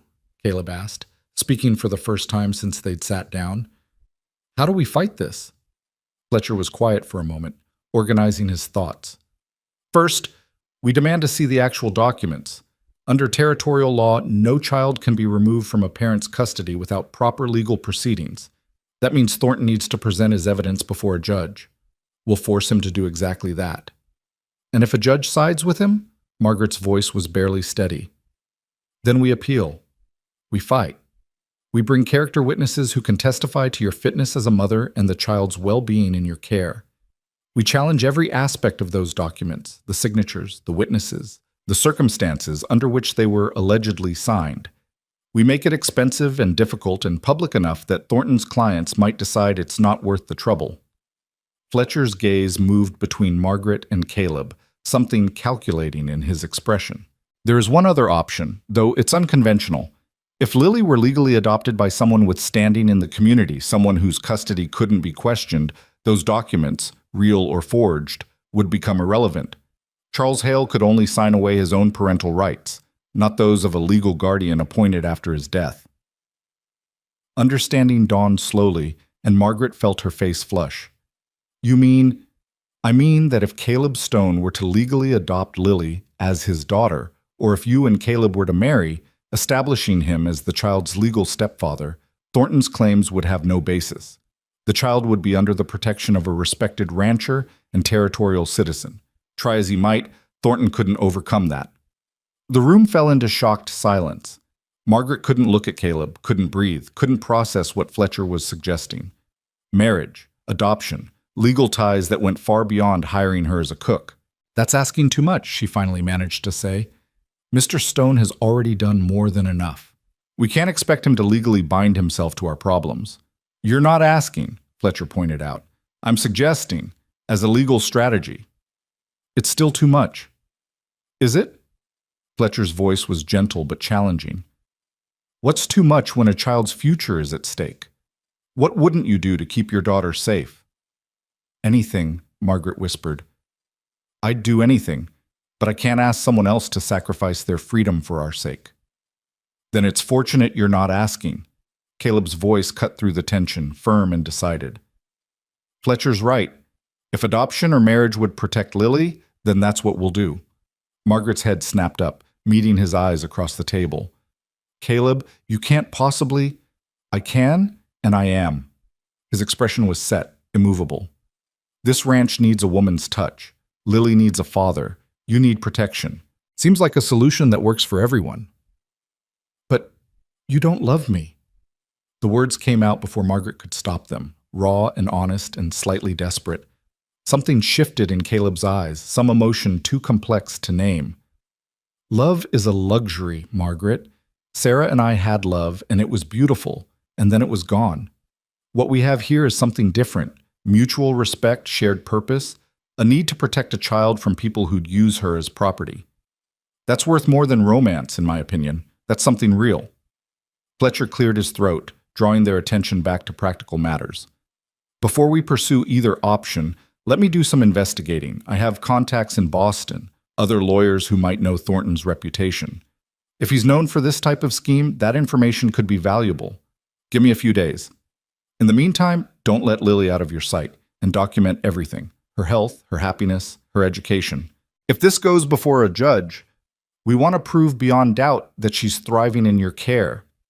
After Fletcher left, promising to send word as soon as he learned anything useful, Margaret and Caleb remained at the table, the weight of the conversation settling over them like snow. You're serious, Margaret said finally, about the marriage option. I'm serious about protecting that child. If marriage does that, then yes, I'm serious. Caleb stood, moving to the window that overlooked his land. I told you before. You and Lily brought life back to this house. You gave me something to care about beyond just surviving day to day. Maybe that's not love in the romantic sense, but it's something. It's enough. Margaret joined him at the window, studying his profile in the fading light. This man who'd opened his home to strangers, who'd promised to fight battles that weren't his own, who was now offering to legally bind himself to a woman and child he'd known for barely 2 months, all because it was the right thing to do. What about Sarah? She asked quietly. Would she want this? You binding yourself to someone else? To a ready-made family? To complications that have nothing to do with the life you built with her? Caleb was silent for a long moment. Sarah would want me to live, he said finally. She'd want this house filled with laughter instead of ghosts. She'd want me to find purpose again. And she'd definitely want an innocent child protected from men who'd treat her like property. He turned to face Margaret fully. This isn't about replacing Sarah or forgetting what we had. This is about honoring her memory by being the kind of man she believed I was, the kind who stands up for what's right, no matter the personal cost. Tears stung Margaret's eyes. I don't deserve your kindness. Kindness has nothing to do with it. This is justice. This is refusing to let evil men win because they have money and we don't. His hand found hers, squeezing gently. We're in this together now, Margaret. Whatever comes, we face it as a united front. Whether that means marriage or adoption or just standing side by side in court, we don't let them break us. Agreed? Margaret nodded, unable to speak past the emotion clogging her throat. For 2 years, she'd believed she had to fight alone, had to protect Lily through her own strength and cunning. But here was Caleb Stone, offering to share the burden, to stand as a shield between her daughter and the darkness pursuing them. Agreed, she finally managed. Together. They stood there as night fell completely, hands clasped, both staring out at the ranch that had somehow become a battleground. Neither of them knew what the next days would bring. Neither could predict whether Fletcher would find ammunition for their fight or whether Thornton would return with overwhelming force. But they knew one thing with certainty. They wouldn't surrender. They wouldn't let fear dictate their choices. They would fight for Lily with everything they had, consequences be damned. In her room, Lily pressed her ear against the door, listening to the murmur of adult voices discussing her future. She didn't understand all the words, couldn't grasp all the complexities, but she understood the important part. Mr. Caleb was trying to keep her safe. Mama was fighting to keep them together. And somehow, in the midst of all this fear and uncertainty, the three of them were becoming something like a family. It wasn't what Lily had imagined family would be. There was no real father, no traditional happiness, no simple happily ever after. But there was fierce devotion. There was determination to protect each other. There was a willingness to sacrifice personal comfort for collective safety. Maybe that was what family really meant. Not blood or law or conventional arrangements, but choosing to stand together when the world tried to tear you apart. Lily climbed into bed and closed her eyes, holding tight to that thought like a talisman against the darkness. Whatever came next, they would face it together. Mr. Caleb had promised, and Mama had agreed, and Lily trusted them both with the absolute faith that only children possess. They would be okay. They had to be okay. Because the alternative was too terrible to imagine, and Lily had learned that sometimes the only way to survive fear was to refuse to let it win. Tomorrow would bring new challenges. But tonight, in this house that had become their sanctuary, 3 people bound together by circumstance and choice would rest and gather strength for the battle ahead. The fight for Lily's future was just beginning, and surrender had never been an option any of them would consider. 3 days passed in tense anticipation, each hour stretching like pulled taffy while they waited for word from Fletcher. Margaret threw herself into work with almost manic energy, scrubbing floors that didn't need scrubbing, reorganizing pantries that were already organized, baking enough bread to feed an army. Anything to keep her hands busy and her mind from spinning through worst-case scenarios. Caleb stayed closer to the house than usual, finding tasks that kept him within shouting distance. He repaired the porch railing that had been loose for months, replaced shingles on the barn roof, mended tack in the yard where he could see both doors. Tom and Miguel took turns keeping watch on the main road, ready to sound an alarm if Thornton or anyone else approached. Lily felt the tension like a physical presence, growing quieter each day, staying close to Margaret with an anxiety that broke her mother's heart. The child who'd begun to bloom in the safety of the ranch was retreating back into the frightened creature they'd been during their years of running. On the afternoon of the 3rd day, a rider appeared on the horizon. Not Fletcher, but a young man Margaret didn't recognize, carrying a leather satchel that marked him as a messenger. Her heart lurched into her throat as Caleb met him in the yard, accepting an envelope with grim determination. Fletcher sent word, Caleb said, returning to the house where Margaret waited with white-knuckled hands gripped together. He's found something, wants us to come to town tomorrow morning early, says it's important we meet before Thornton makes his next move. Did he say what he found? Margaret's voice came out thin, reedy with hope she was afraid to feel. No details in the message, just that we need to come, and we need to bring Lily. Caleb's expression was unreadable. He also says to bring any papers you have from your marriage to Charles, anything that might prove dates or circumstances. Margaret's mind raced through their meager possessions. She had her marriage certificate, carefully preserved despite 2 years of running. She had Lily's birth certificate.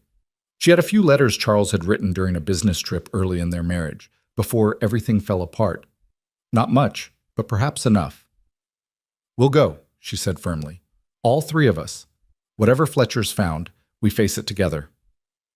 That night, Margaret barely slept. She lay in the darkness, listening to Lily's breathing, trying to memorize the sound in case this was one of the last nights they'd share a room. The thought made her physically ill, but she forced herself to consider it. If tomorrow brought bad news, if Fletcher had discovered Thornton's documents were legitimate and unassailable, what would she do? Run again? Fight anyway? How far would she go to keep her daughter? The answer came swift and certain, as far as necessary. To the ends of the earth, beyond the bounds of law or reason. She was a mother, and mothers didn't calculate costs when their children's lives hung in the balance. Morning came gray and cold, autumn asserting itself with frost that painted the windows and breath that misted in the air.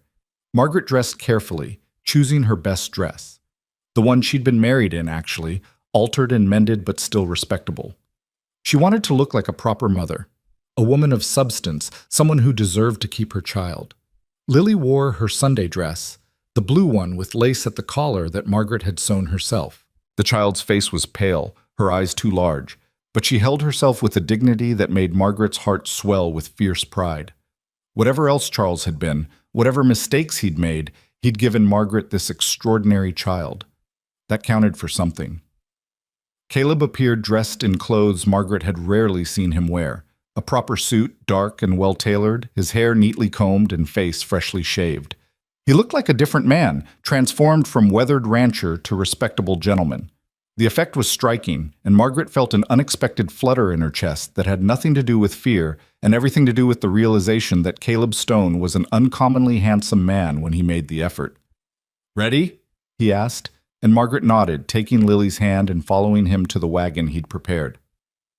The ride to Stone Creek took just under an hour, the three of them silent with anticipation. Lily sat between Margaret and Caleb on the wagon seat, small and vulnerable, occasionally reaching out to touch first her mother's arm, then Caleb's, as if reassuring herself they were both still there. The town appeared gradually, buildings emerging from the morning mist like ships materializing from fog. Stone Creek was modest but prosperous, the kind of frontier community that had survived its wild early days and settled into something resembling civilization. The main street boasted a general store, a hotel, a saloon that had been converted to a respectable restaurant, a church, and at the far end, a small building that served as both courthouse and town hall. Fletcher's office occupied the second floor above the general store, accessible by an external staircase. The lawyer himself met them at the door, his expression grave but not without hope. That small spark of optimism in his eyes gave Margaret the courage to climb the stairs on legs that wanted to collapse beneath her. Inside, the office was cramped but organized, every surface covered with law books and papers and the accumulated tools of a man who'd spent his life navigating the complexities of justice. Fletcher gestured them to chairs arranged before his desk, then settled himself with the deliberate movements of someone about to deliver news that required careful handling.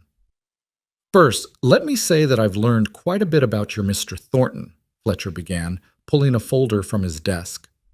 "Richard Thornton is indeed a lawyer, licensed in Massachusetts, with a practice that specializes in what he calls debt recovery and asset reclamation. What that actually means is he finds creative ways to extract value from people who owe money to certain unsavory individuals." "So he does work for loan sharks," Margaret said. "In essence, yes, though he operates within legal boundaries, or appears to, which makes him more dangerous than simple thugs." Fletcher opened the folder, revealing pages of notes. "I contacted an old colleague in Boston who was able to investigate Thornton's recent activities. It seems your husband did indeed borrow a substantial sum from men connected to organized gambling operations. $2,000, as you suspected." Margaret's heart sank. So the debt was real. That meant everything else might be real too. "However," Fletcher continued, his tone sharpening, "there is no record of any agreement involving your daughter, no documents filed with any court, no witnesses who can be located, No evidence whatsoever that Charles Hale signed over any rights to his child as collateral for the loan. Hope surged so suddenly, Margaret felt dizzy. So Thornton's lying? About the documents, almost certainly. What he likely has is the original loan agreement, which is legitimate, and perhaps some fabricated addendum that he hopes to use to intimidate you into surrendering the child without legal challenge. Fletcher leaned forward. His pattern is well established. He threatens legal action, waves official-looking papers, relies on people being too poor or too frightened to fight back. Most of his targets simply comply, believing they have no choice. But we have a choice, Caleb said, his voice hard. You do. We demand he present his evidence before a territorial judge. We challenge every document, every signature, every claim. And we have something he doesn't expect. We have you, Mr. Stone, willing to serve as guardian and protector. That changes everything. Fletcher pulled out another set of papers, these ones fresh and clearly prepared specifically for this meeting. I took the liberty of drawing up 2 sets of documents. The first is an adoption petition, which would make Lily legally your daughter, Mr. Stone, with Mrs. Hale's consent. The second is a marriage license and a petition naming you as legal stepfather upon marriage. Either would effectively nullify any claim Thornton might fabricate, because Charles Hale's alleged agreements would become irrelevant once parental authority transfers to someone else. Margaret stared at the papers, her mind struggling to process. You want us to decide right now? Today? I want you to be prepared. Thornton will return, probably within the next few days. When he does, we need to present him with facts that make pursuing this case more trouble than it's worth. If Lily is legally under Mr. Stone's protection, Thornton's clients lose their leverage. The debt dies with Charles, as it legally should have from the beginning. Caleb reached across and took the papers, studying them with careful attention. Margaret watched his face, trying to read his thoughts, wondering if he was having second thoughts about the enormous commitment he'd offered so readily. But when he looked up, his expression was resolute. Which option is stronger legally? Marriage, Fletcher said without hesitation. Adoption can be challenged, claiming the mother was coerced or incompetent. But a legitimate marriage between 2 adults creates a family unit that's much harder to attack. You become Lily's stepfather with full parental authority. Mrs. Hale remains her mother. The child has 2 legal guardians instead of 1.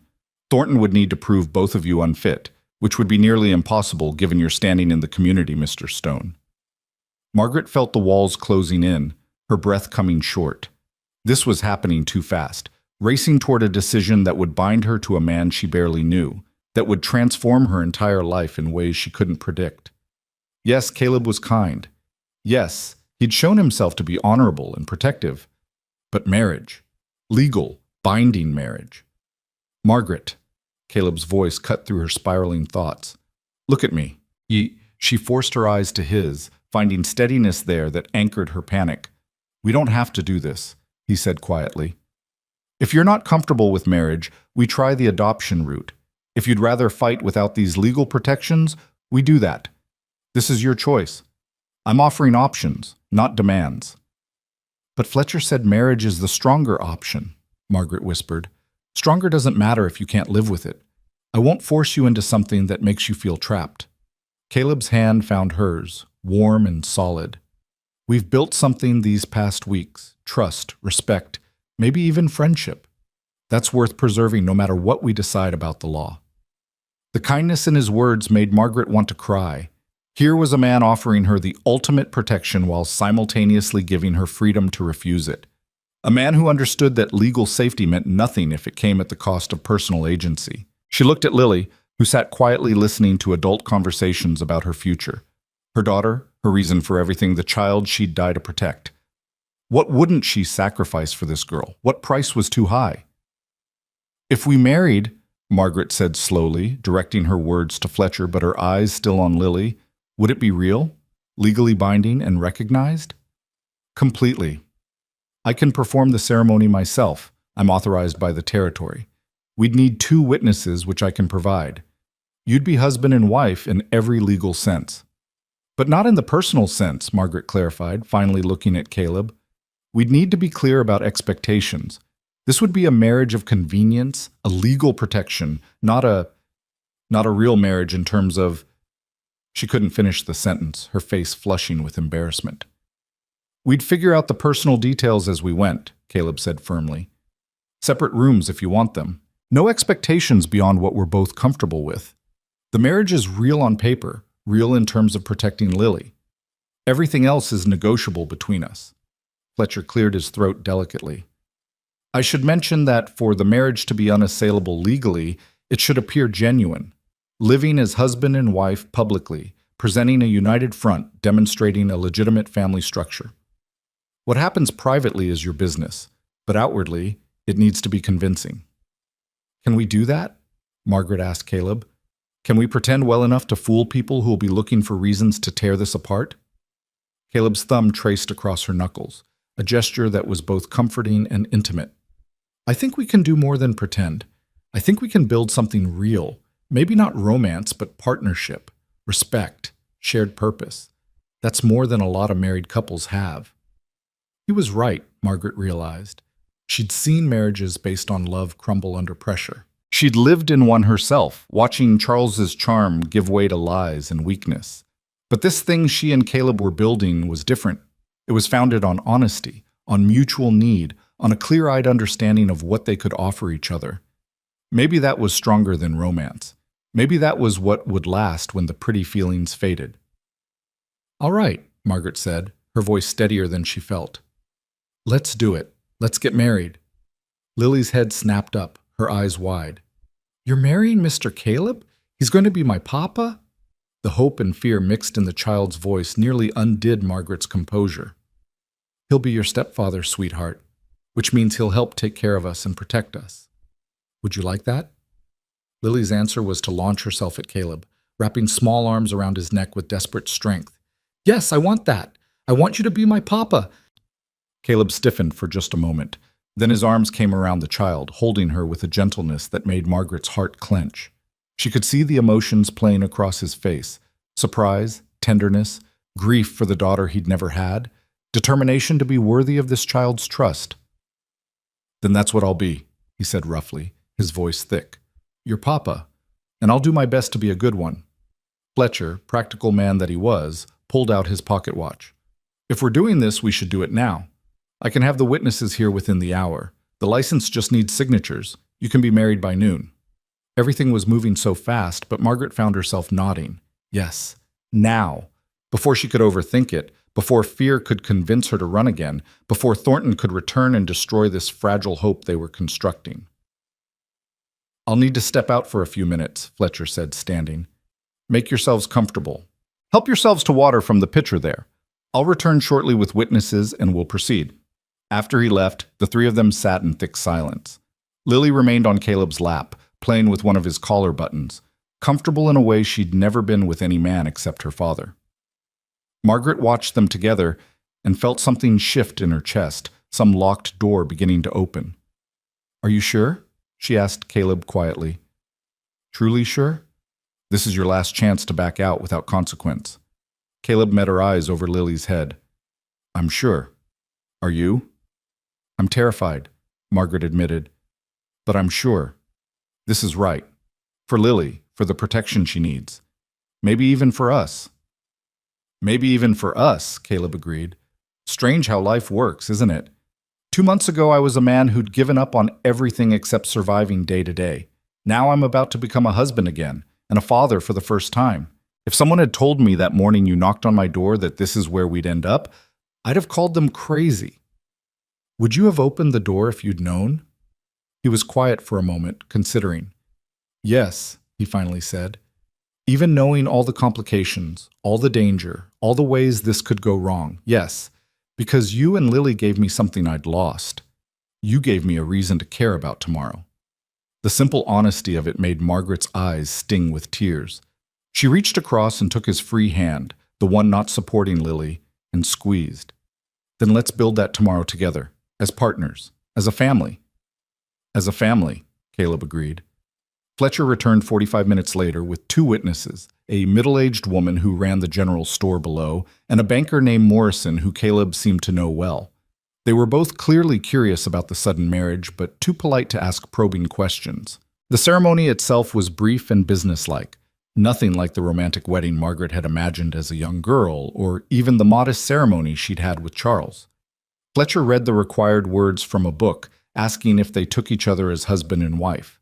Margaret heard herself say, "I do," in a voice that sounded steadier than she felt. Caleb's "I do" was firm, decisive, leaving no room for doubt. "Do you have rings?" Fletcher asked. They didn't. Margaret hadn't even thought about rings. But Caleb reached into his pocket and pulled out a simple gold band. "This was Sarah's," he said quietly, holding it out to Margaret. "If you're comfortable wearing it." She would have wanted it to be used, not sitting in a drawer. Margaret took the ring with trembling fingers. It felt heavy, weighted with history and meaning. "Are you certain?" This was hers. And now it's yours. Different marriage, different circumstances, but still a promise to build something together. She'd approve. Caleb's voice was gentle but sure. Margaret slipped the ring onto her finger. It fit perfectly, as if it had been made for her. She had nothing to give Caleb in return, but he shook his head when she started to apologize. "We'll figure out the details later. For now, this is enough." "Then by the power vested in me by Montana Territory," Fletcher intoned, "I pronounce you husband and wife. Mr. Stone, you may kiss your bride if you wish." Caleb leaned forward and pressed a chaste kiss to Margaret's forehead, a gesture that was more promise than passion. She found herself grateful for his restraint, for his understanding that this moment was complicated enough without adding physical expectation. The witnesses signed the certificate. Fletcher notarized it with official stamps and seals. And just like that, Margaret Hale became Margaret Stone, and Lily gained a stepfather, and Caleb Stone found himself responsible for two people who'd arrived at his door less than 2 months ago. "Congratulations," Fletcher said, genuine warmth in his voice. "Now, let's make sure this marriage does what it needs to do, protect your family from those who'd tear it apart." The rest of the day was spent in Fletcher's office, preparing for Thornton's inevitable return. They reviewed every legal angle, every potential argument, every piece of evidence that proved Lily was thriving in their care. Fletcher coached them on what to say, how to present themselves, how to make clear that this family would not be intimidated by threats or fraudulent documents. By the time they left Stone Creek in the late afternoon, Margaret felt both exhausted and strangely energized. She was married. She had legal protection for Lily. She had a partner in this fight instead of facing it alone. The fear that had been her constant companion for 2 years had finally begun to loosen its grip. On the wagon ride home, Lily chattered happily about having a papa, already claiming Caleb as fully as if he'd always been part of her life. Margaret listened with half an ear, her mind processing everything that had happened, everything that had changed. She was married to Caleb Stone. It was a fact that didn't quite feel real yet, though the ring on her finger was solid proof. They'd need to figure out so many things: sleeping arrangements, household routines, how to navigate the strange territory between legal partnership and actual intimacy. But they had time for that. Right now, the important thing was that they'd taken away Thornton's power over them. "What are you thinking?" Caleb asked quietly, his voice pitched below Lily's excited monologue. "That I'm grateful," Margaret answered honestly. "And terrified. And hopeful. All at once." "That seems about right," Caleb said. "I'm feeling similar things, but mostly I'm feeling ready. Ready to face Thornton when he comes back. Ready to fight for what's ours." "What's ours?" Margaret repeated, testing the words. "That still sounds strange." "It'll sound less strange the more we say it. Give it time." Caleb's hand found hers on the seat between them, threading their fingers together. "We're in this together now. Legally, officially, completely. That means something, Margaret. That means you're not alone anymore." The words unlocked something in Margaret's chest, some tight knot of fear and loneliness she'd been carrying so long she'd forgotten it was there. She wasn't alone. She had a partner, a husband, someone who'd chosen to stand beside her knowing full well the danger it invited. Maybe Fletcher was right. Maybe they could build something real from this practical foundation. Maybe respect and shared purpose could grow into something deeper, given time and patience and willingness. They arrived back at the ranch as sunset painted the sky in shades of orange and gold. Tom met them in the yard, his face breaking into a wide grin when Caleb explained what they'd done. "About damn time someone brought sense to this situation," Tom said, clapping Caleb on the shoulder. Congratulations to you both. Lily, you got yourself a good papa. He'll take care of you right. I know, Lily said confidently. He's the best papa in the whole world. Caleb's expression softened at the child's absolute faith. He scooped Lily up, settling her on his hip with an ease that suggested he was already growing accustomed to fatherhood. Let's get you inside, little one. It's been a long day. Margaret followed them into the house. Their house now, legally and officially. She stood in the kitchen that had become her domain and felt the shift in everything. This wasn't just the place where she worked. This was her home. Caleb wasn't just her employer.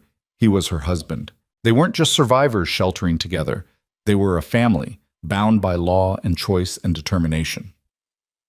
That night, after Lily was tucked into bed, Margaret and Caleb stood in the hallway between their rooms, the awkwardness of their new situation suddenly overwhelming. I'll take the spare room, Caleb said immediately. You and Lily keep the one you've been using. We'll figure out better arrangements later, but for now, that's fine, Margaret said quickly, relief and something that might have been disappointment mixing in her chest. We should probably talk, though, about expectations, about how we navigate this. They moved to the kitchen, sitting across from each other at the table where they'd shared so many meals. The lamp burned low between them, casting shadows that softened the harsh edges of reality. I meant what I said earlier, Caleb began. This marriage is real legally, but what it becomes personally is up to both of us. I won't pressure you for anything you're not ready to give. We're partners first. Everything else comes if and when it feels right. Thank you for understanding that, Margaret said. I need time to adjust to this. To being married again, to sharing a life with someone, to trusting that this is real and stable. Take all the time you need. We've got nothing but time. Caleb paused, then added, but in public, we need to be convincing. Thornton or others will look for cracks they can exploit. So when we're in town, when people visit, we need to appear like what we are. A married couple building a life together. I can do that, Margaret assured him. I'm good at pretending when necessary. Let's hope we won't have to pretend for long, Caleb said. Let's hope this becomes real enough that there's no pretending involved. The comment hung in the air between them, full of possibility and uncertainty. Margaret wanted to ask what he meant, wanted to explore whether he felt any of the complicated attraction she was beginning to feel toward him. But it was too soon, too raw, too much for one day that had already held more change than most people experienced in years. I should sleep, she said instead. Tomorrow Thornton might return and I need to be ready. We need to be ready, Caleb corrected. We face him together, remember? Together, Margaret agreed, standing and moving toward her room. At the doorway, she paused and looked back. Caleb? Thank you for everything, for giving us safety, for giving Lily a father, for giving me a chance to stop running. Thank you for knocking on my door, Caleb replied softly, for reminding me that life goes on even after loss, for bringing light back into this house. They held each other's gaze for a long moment, something unspoken passing between them. Then Margaret retreated to her room where Lily slept peacefully, secure in the knowledge that she finally had a family again. Margaret lay down beside her daughter and stared at the ceiling, processing the enormity of what they'd done. She was married, she had legal protection, she had a partner in the fight ahead. The ring on her finger felt both foreign and right, a physical symbol of promises made and future uncertainties. Tomorrow might bring Thornton and his threats, but tonight, in this house that had become home, with a child sleeping peacefully and a good man standing guard, Margaret allowed herself something she hadn't felt in 2 years. She allowed herself hope. Thornton returned exactly 4 days later, and this time he didn't come alone. Margaret was hanging laundry when she spotted the riders, 3 of them approaching in a tight formation that spoke of purpose and authority. Thornton rode in front, flanked by 2 men wearing deputy badges that glinted in the morning sun. Her heart seized, every instinct screaming to grab Lily and run, but she forced herself to stand firm. Running was what the old Margaret would have done. The new Margaret, Margaret Stone, wife and protected woman, would stand her ground. "Caleb!" she called, her voice carrying across the yard with remarkable steadiness. "We have visitors." He emerged from the barn within seconds, Tom and Miguel right behind him. The 3 men positioned themselves between the house and the approaching riders, a human wall of protection. Margaret saw Caleb's hand rest casually on his hip, close to where she knew he kept his pistol. The gesture was subtle, but unmistakable. Thornton dismounted with his characteristic grace, his expensive suit somehow still immaculate despite the dusty ride. The deputies stayed mounted, their faces professionally neutral, but their hands never far from their weapons. Margaret recognized the tactic, overwhelming force designed to intimidate before a word was even spoken. "Mr. Stone," Thornton said with false pleasantness. "Mrs. Hale, I've returned as promised, this time with proper legal authority." He gestured to the deputies. "These gentlemen are here to witness the transfer of custody of the minor child Lily Hale to her rightful guardians as specified in the agreements made by her late father." "There's been a development you should know about," Caleb said calmly. "Mrs. Hale is no longer Mrs. Hale. She's Mrs. Stone, my wife, which makes Lily my stepdaughter and under my legal protection as her father." The words landed like physical blows. Thornton's composed expression cracked for just a moment, revealing fury and calculation before he smoothed it back into professional courtesy. "Is that so? How convenient. And when did this marriage allegedly take place?" 4 days ago, legally performed and recorded by Augustus Fletcher, witnessed and notarized according to territorial law. Caleb pulled folded papers from his pocket. "Marriage certificate, right here, along with documentation of my petition to assume full parental rights and responsibilities for Lily Stone, formerly Lily Hale." One of the deputies leaned forward in his saddle. "You're saying the child's been legally adopted?" "I'm saying she has a new father, a stable home, and legal protection that supersedes any claims made against her deceased father's estate." Caleb's voice was steel wrapped in silk. "Whatever documents Mr. Thornton is carrying, they became irrelevant the moment Margaret and I married, and I claimed Lily as my daughter."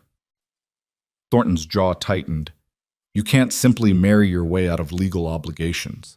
The agreements Charles Hale made can only be enforced if there's a legitimate claim," Margaret interrupted, stepping forward to stand beside Caleb, "which there isn't. Charles never signed over custody of our daughter. He couldn't have because he loved her and would have died before allowing her to be used as collateral. Whatever papers you have are forgeries, Mr. Thornton. We all know it, and if you force this to go before a judge, the whole world will know it too." "Those are serious accusations, Mrs. Stone." Thornton's use of her married name was sharp, mocking. Accusing an officer of the court of forgery could have consequences. "So could attempting to kidnap a child under false pretenses," Caleb shot back. "Sheriff Morrison might be interested to hear about a Boston lawyer trying to remove a territorial citizen's daughter based on questionable documentation. The sheriff takes a dim view of outsiders causing trouble in his jurisdiction." The second deputy shifted uncomfortably. "Mr. Thornton, if there's a dispute about the legitimacy of these documents, maybe we should wait for—" "The documents are legitimate," Thornton insisted, but there was a thread of uncertainty in his voice now. "I have witnesses, signatures, proper legal—" "Then present them before a judge," Fletcher's voice cut through the tension. The lawyer had appeared from the direction of the road, riding a horse with surprising speed for a man his age. "Present them before Judge Hawthorne in territorial court. Let's examine these documents in proper legal proceedings where forgery can be properly assessed." Thornton's face darkened. "This is none of your concern, Fletcher. On the contrary, it's entirely my concern.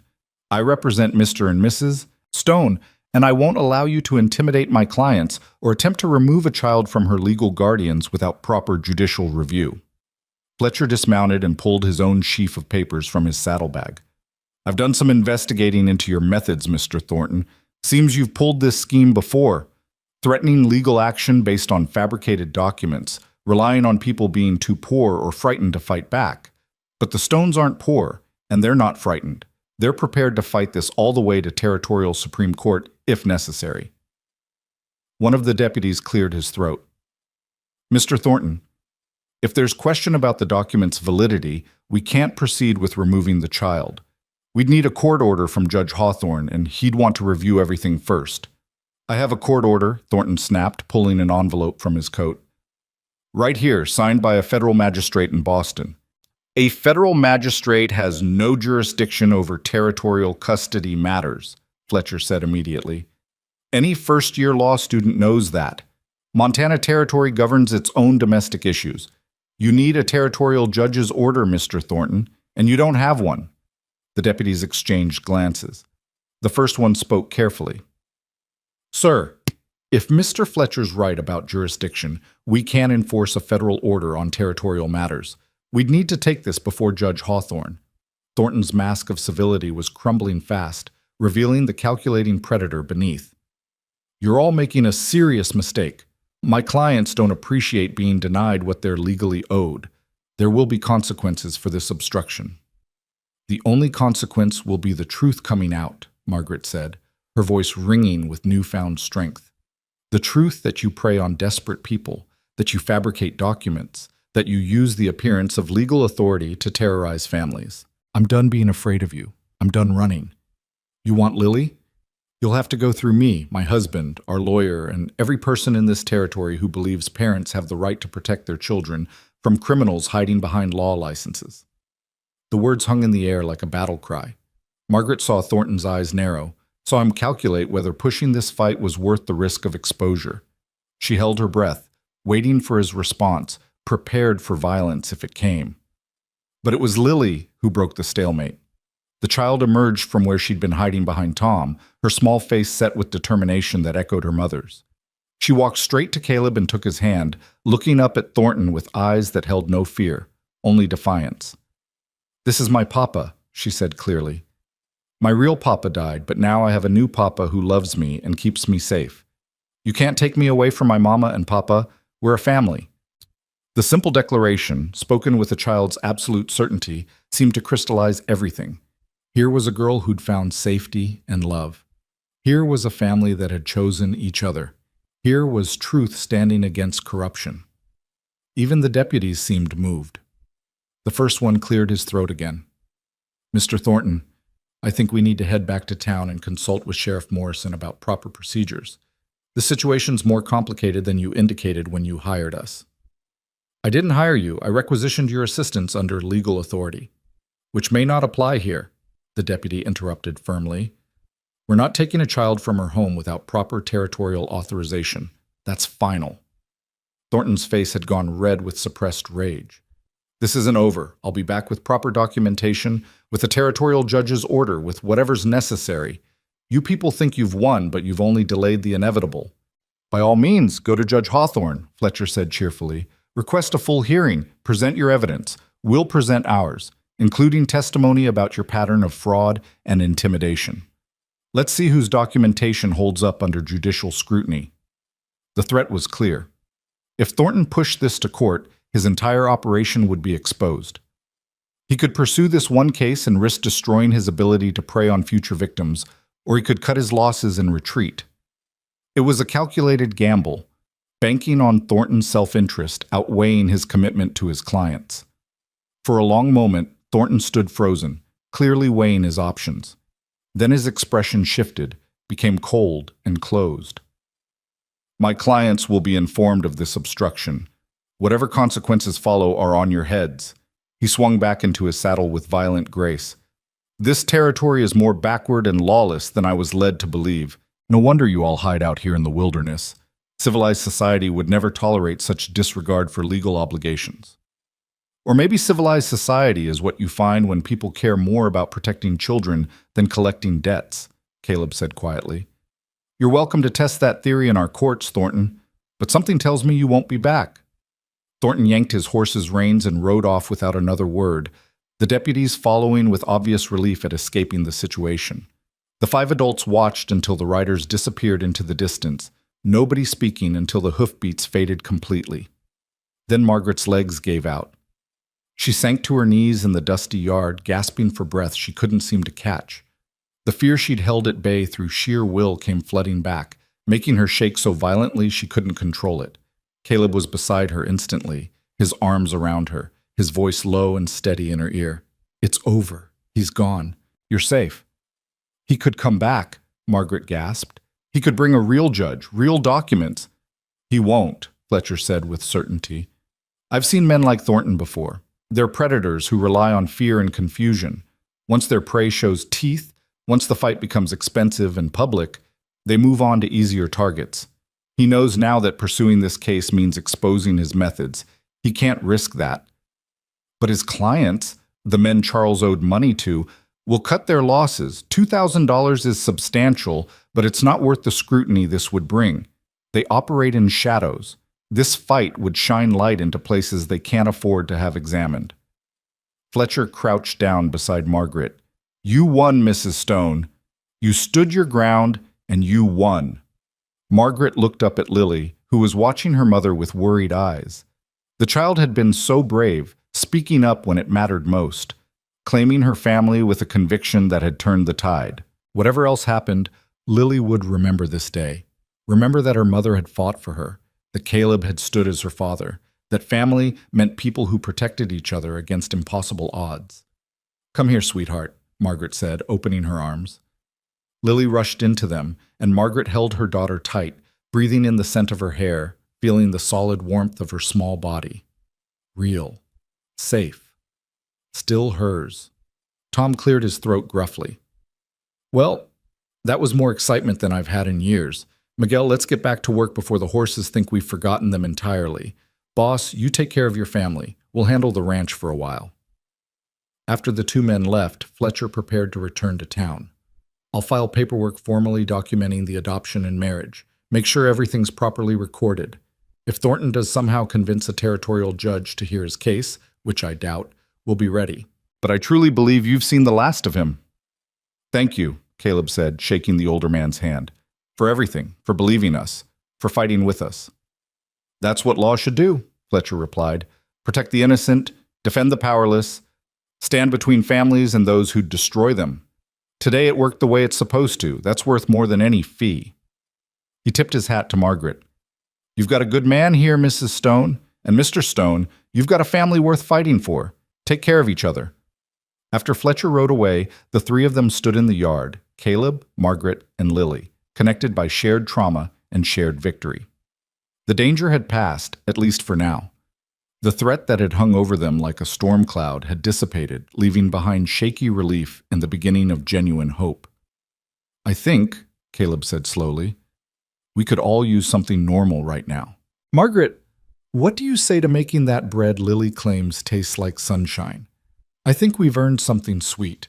Margaret laughed, the sound surprising her with its genuine joy. I think that's the best idea I've heard in weeks.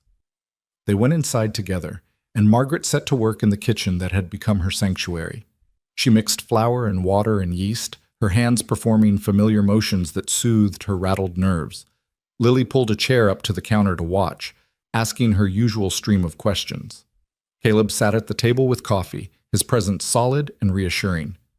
This, Margaret thought as she kneaded dough, was what safety felt like. Not the absence of danger, but the presence of people who'd stand beside you when danger came. Not isolation and constant vigilance, but community and shared strength. As the bread baked, filling the house with warmth and the yeasty scent of rising dough, Margaret found herself really looking at her life for the first time in years. She had a home, a real home, not just a temporary shelter. She had a partner, a man who'd proven his worth in the most fundamental way by choosing to protect when protection came at personal cost. She had her daughter, safe and happy, and beginning to believe the world could be kind. It wasn't what she'd imagined when she'd knocked on Caleb Stone's door 8 weeks ago.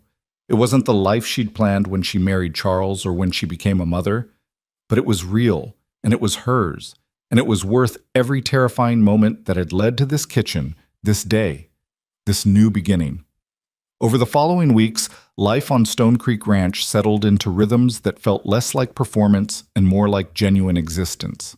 Margaret and Caleb navigated their unusual marriage with careful respect, maintaining separate bedrooms but sharing meals and decisions and the countless small intimacies of daily life.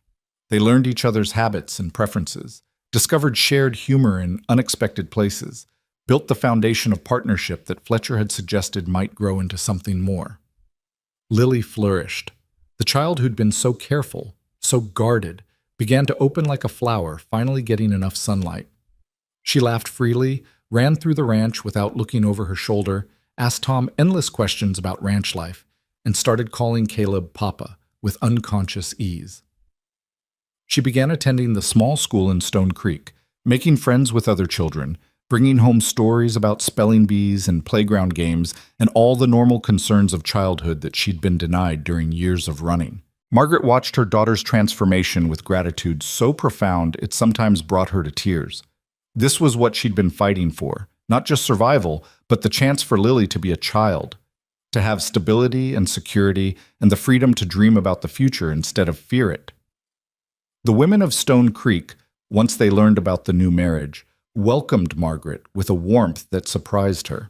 They brought gifts, jars of preserves, embroidered linens, recipes scribbled on scraps of paper. They included her in their sewing circles and church socials, treating her not as an outsider or a woman with a suspicious past, but as one of their own. Caleb's reputation protected her, yes, but it was Margaret herself who earned their respect through kindness and competence and genuine interest in their lives. News came through Tom one afternoon about 6 weeks after Thornton's departure. The ranch hand had been in town and heard gossip from the telegraph operator. That lawyer fellow, Thornton, he was arrested in Denver. Seems he tried his document scheme on the wrong family, someone with connections to the territorial governor. They investigated his past cases and found a pattern of fraud. He's facing criminal charges now. Margaret felt the last knot of fear finally unwind. Thornton couldn't hurt them anymore. He couldn't hurt anyone anymore. The monster that had chased them across half the country was caged. That night, after Lily was asleep, Margaret found Caleb on the porch, watching stars emerge in the darkening sky. She settled into the chair beside him, comfortable in the silence they'd learned to share. "Fletcher was right," she said finally. "We won." "We did," Caleb agreed. "You stood your ground when you could have run. That took courage." "I had help standing. I couldn't have done it alone." Margaret turned to look at him. This man who'd become her husband almost by accident, but who'd proven himself worthy of the title in every way that mattered. "Thank you, Caleb, for everything, for taking us in, for marrying me to keep Lily safe, for being the father she needed." "I should be thanking you," Caleb said quietly. "You brought my house back to life. You gave me reasons to care about tomorrow instead of just surviving today. You and Lily, you saved me, Margaret, more than you probably know." Something in his voice made Margaret's heart beat faster. They'd been dancing around this for weeks, this awareness of each other that went beyond practical partnership, the accidental touches that lingered a moment too long, the glances that carried weight beyond their apparent meaning, the growing sense that what they'd built together could become something more if they were brave enough to let it. "Caleb," Margaret said carefully, "when we married, you said we'd figure out the personal details as we went, that we'd take time to see what this could become beyond legal convenience." "I remember. I think," she paused, gathering courage, "I think I'm ready to figure some of those details out, if you are." Caleb was quiet for a long moment. When he spoke, his voice was rough with emotion he wasn't quite managing to hide. "I loved Sarah. I'll always love her. That doesn't go away." "I know. I'm not asking you to forget her or replace what you had. But," Caleb continued, reaching over to take Margaret's hand, "I've learned these past months that the heart has more capacity than I thought, that you can love someone who's gone and still open yourself to loving someone who's here. You've become important to me, Margaret, not just as my wife on paper or as Lily's mother, but as you. I'd like to explore what that means, if you're willing." Margaret felt tears prick her eyes. "I'm willing. I'm ready. It won't be perfect. We're both carrying too much history for perfect. But maybe we can build something real anyway. Something that honors where we've been while reaching toward where we want to go." "Something real," Caleb repeated, standing and pulling her up to face him. "I like the sound of that." He kissed her then, not the perfunctory kiss of their wedding ceremony, but something genuine and full of possibility. Margaret kissed him back, tasting hope and promise and the beginning of something that might actually be love, given time and patience and willingness to try. When they finally pulled apart, both breathing harder than warranted by the simple kiss, Caleb rested his forehead against hers. "We should probably take this slow. Figure things out properly." "Probably," Margaret agreed, though neither of them moved apart. "Give Lily time to adjust to us being more than just convenient partners." "That's wise." Maybe move your things into my room, our room, gradually so it doesn't feel rushed. Very sensible. They stood there under the emerging stars, holding each other and grinning like fools, both recognizing the absurdity of trying to be sensible about feelings that were already well beyond sensible. Or, Caleb said, we could acknowledge that we're both adults who've earned the right to make our own choices about our own lives. And we could just decide to build this marriage into something real because we want to, not because anyone's forcing us. I like that option better, Margaret admitted. So they did. They took the marriage that had begun as a legal convenience and transformed it into a genuine partnership. Margaret moved into Caleb's room and they learned to share space and intimacy and the thousand small negotiations of actual matrimony. They fumbled and laughed and occasionally frustrated each other, but they kept trying, kept building, kept choosing each other every day. Lily adjusted with the resilient adaptability of children. She was delighted to have parents who clearly cared for each other, who laughed together over breakfast and held hands while walking to town, and sometimes danced in the kitchen when they thought no one was watching. She stopped having nightmares about men coming to take her away. She started planning what she wanted to be when she grew up. She became, simply and wonderfully, a child allowed to be a child. The seasons turned. Autumn gave way to the brutal Montana winter Caleb had warned them about, and then winter softened into spring. The ranch thrived under their combined efforts, Caleb's expertise, Margaret's management, even Lily's small contributions of gathering eggs and feeding chickens and bringing joy to mundane tasks. News came occasionally from the wider world. Charles's creditors had indeed abandoned their pursuit once Thornton's arrest made clear that continuing would bring unwanted attention. The debt died with Charles, as it legally should have from the beginning. Margaret was free, truly free, for the first time in 3 years. On a warm afternoon in late May, nearly a year after Margaret had first knocked on Caleb's door, the three of them sat on the porch watching storm clouds build over the mountains.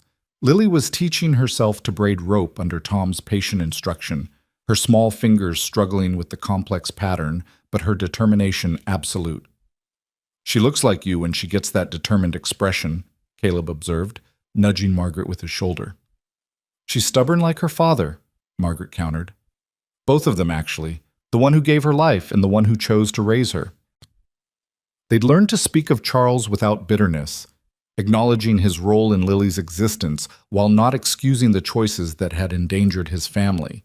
It was a delicate balance, but one they'd managed to find.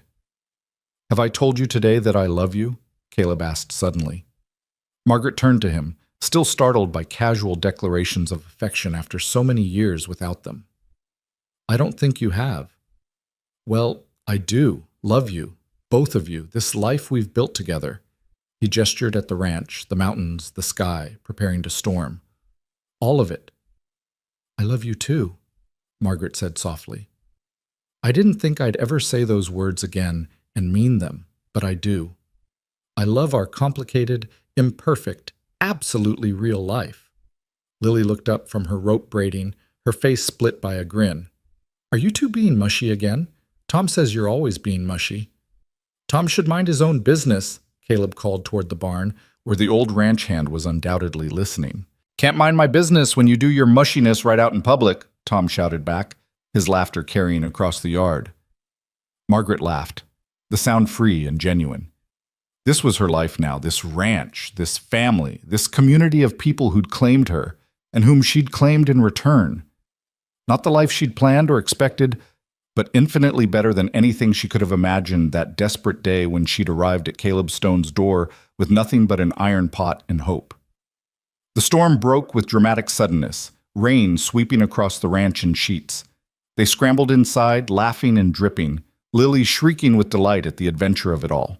Margaret busied herself stoking the fire and preparing hot drinks while Caleb and Lily toweled off, their voices mixing with the drum of rain on the roof. Later, after dinner, after Lily was tucked into bed with stories and kisses, after the storm had passed and left the world smelling of wet earth and possibility, Margaret and Caleb stood at their bedroom window, watching moonlight break through departing clouds.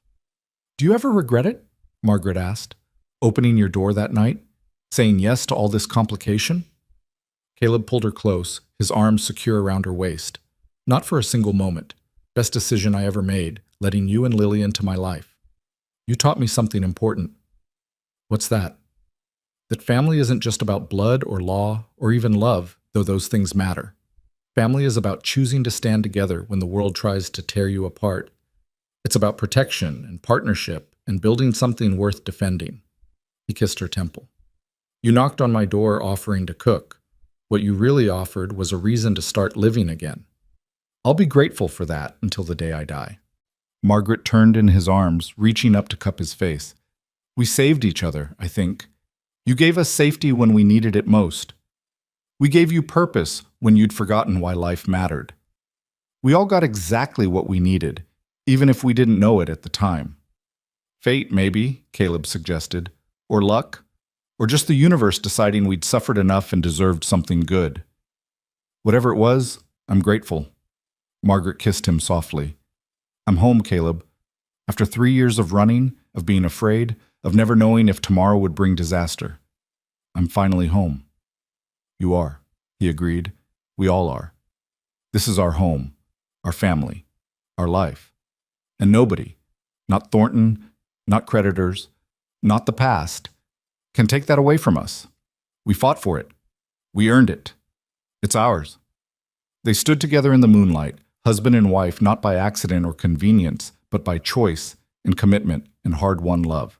Outside, the ranch settled into quiet night sounds, cattle lowing, horses shifting in their stalls, the wind singing through pine trees on the mountainside.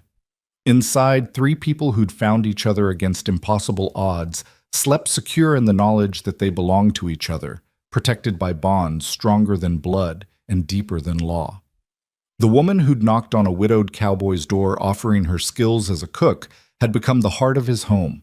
The child who'd hidden behind her mother's skirts had become a daughter with 2 fathers, one who'd given her life, one who'd chosen to give her everything else. The man who'd been slowly dying of grief had rediscovered reasons to live, found in the laughter of a child and the love of a woman brave enough to believe in second chances. Stone Creek Ranch had become more than a place. It had become a testament to the power of choosing family, of standing together against darkness, of believing that broken people could build something whole if they were willing to try. The knock that had started everything had led to this, to peace, to belonging, to love that was real precisely because it had been tested and had survived. Margaret Hale had arrived seeking employment. Margaret Stone had found home. And in finding home, all 3 of them had finally, completely, been saved. The end came not with dramatic flourish, but with the quiet certainty of sunrise after a long night. They had weathered the storm. They had protected what mattered. They had built a family that would last not because it was perfect, but because it was real and chosen and defended with everything they had. That was enough, more than enough. It was everything.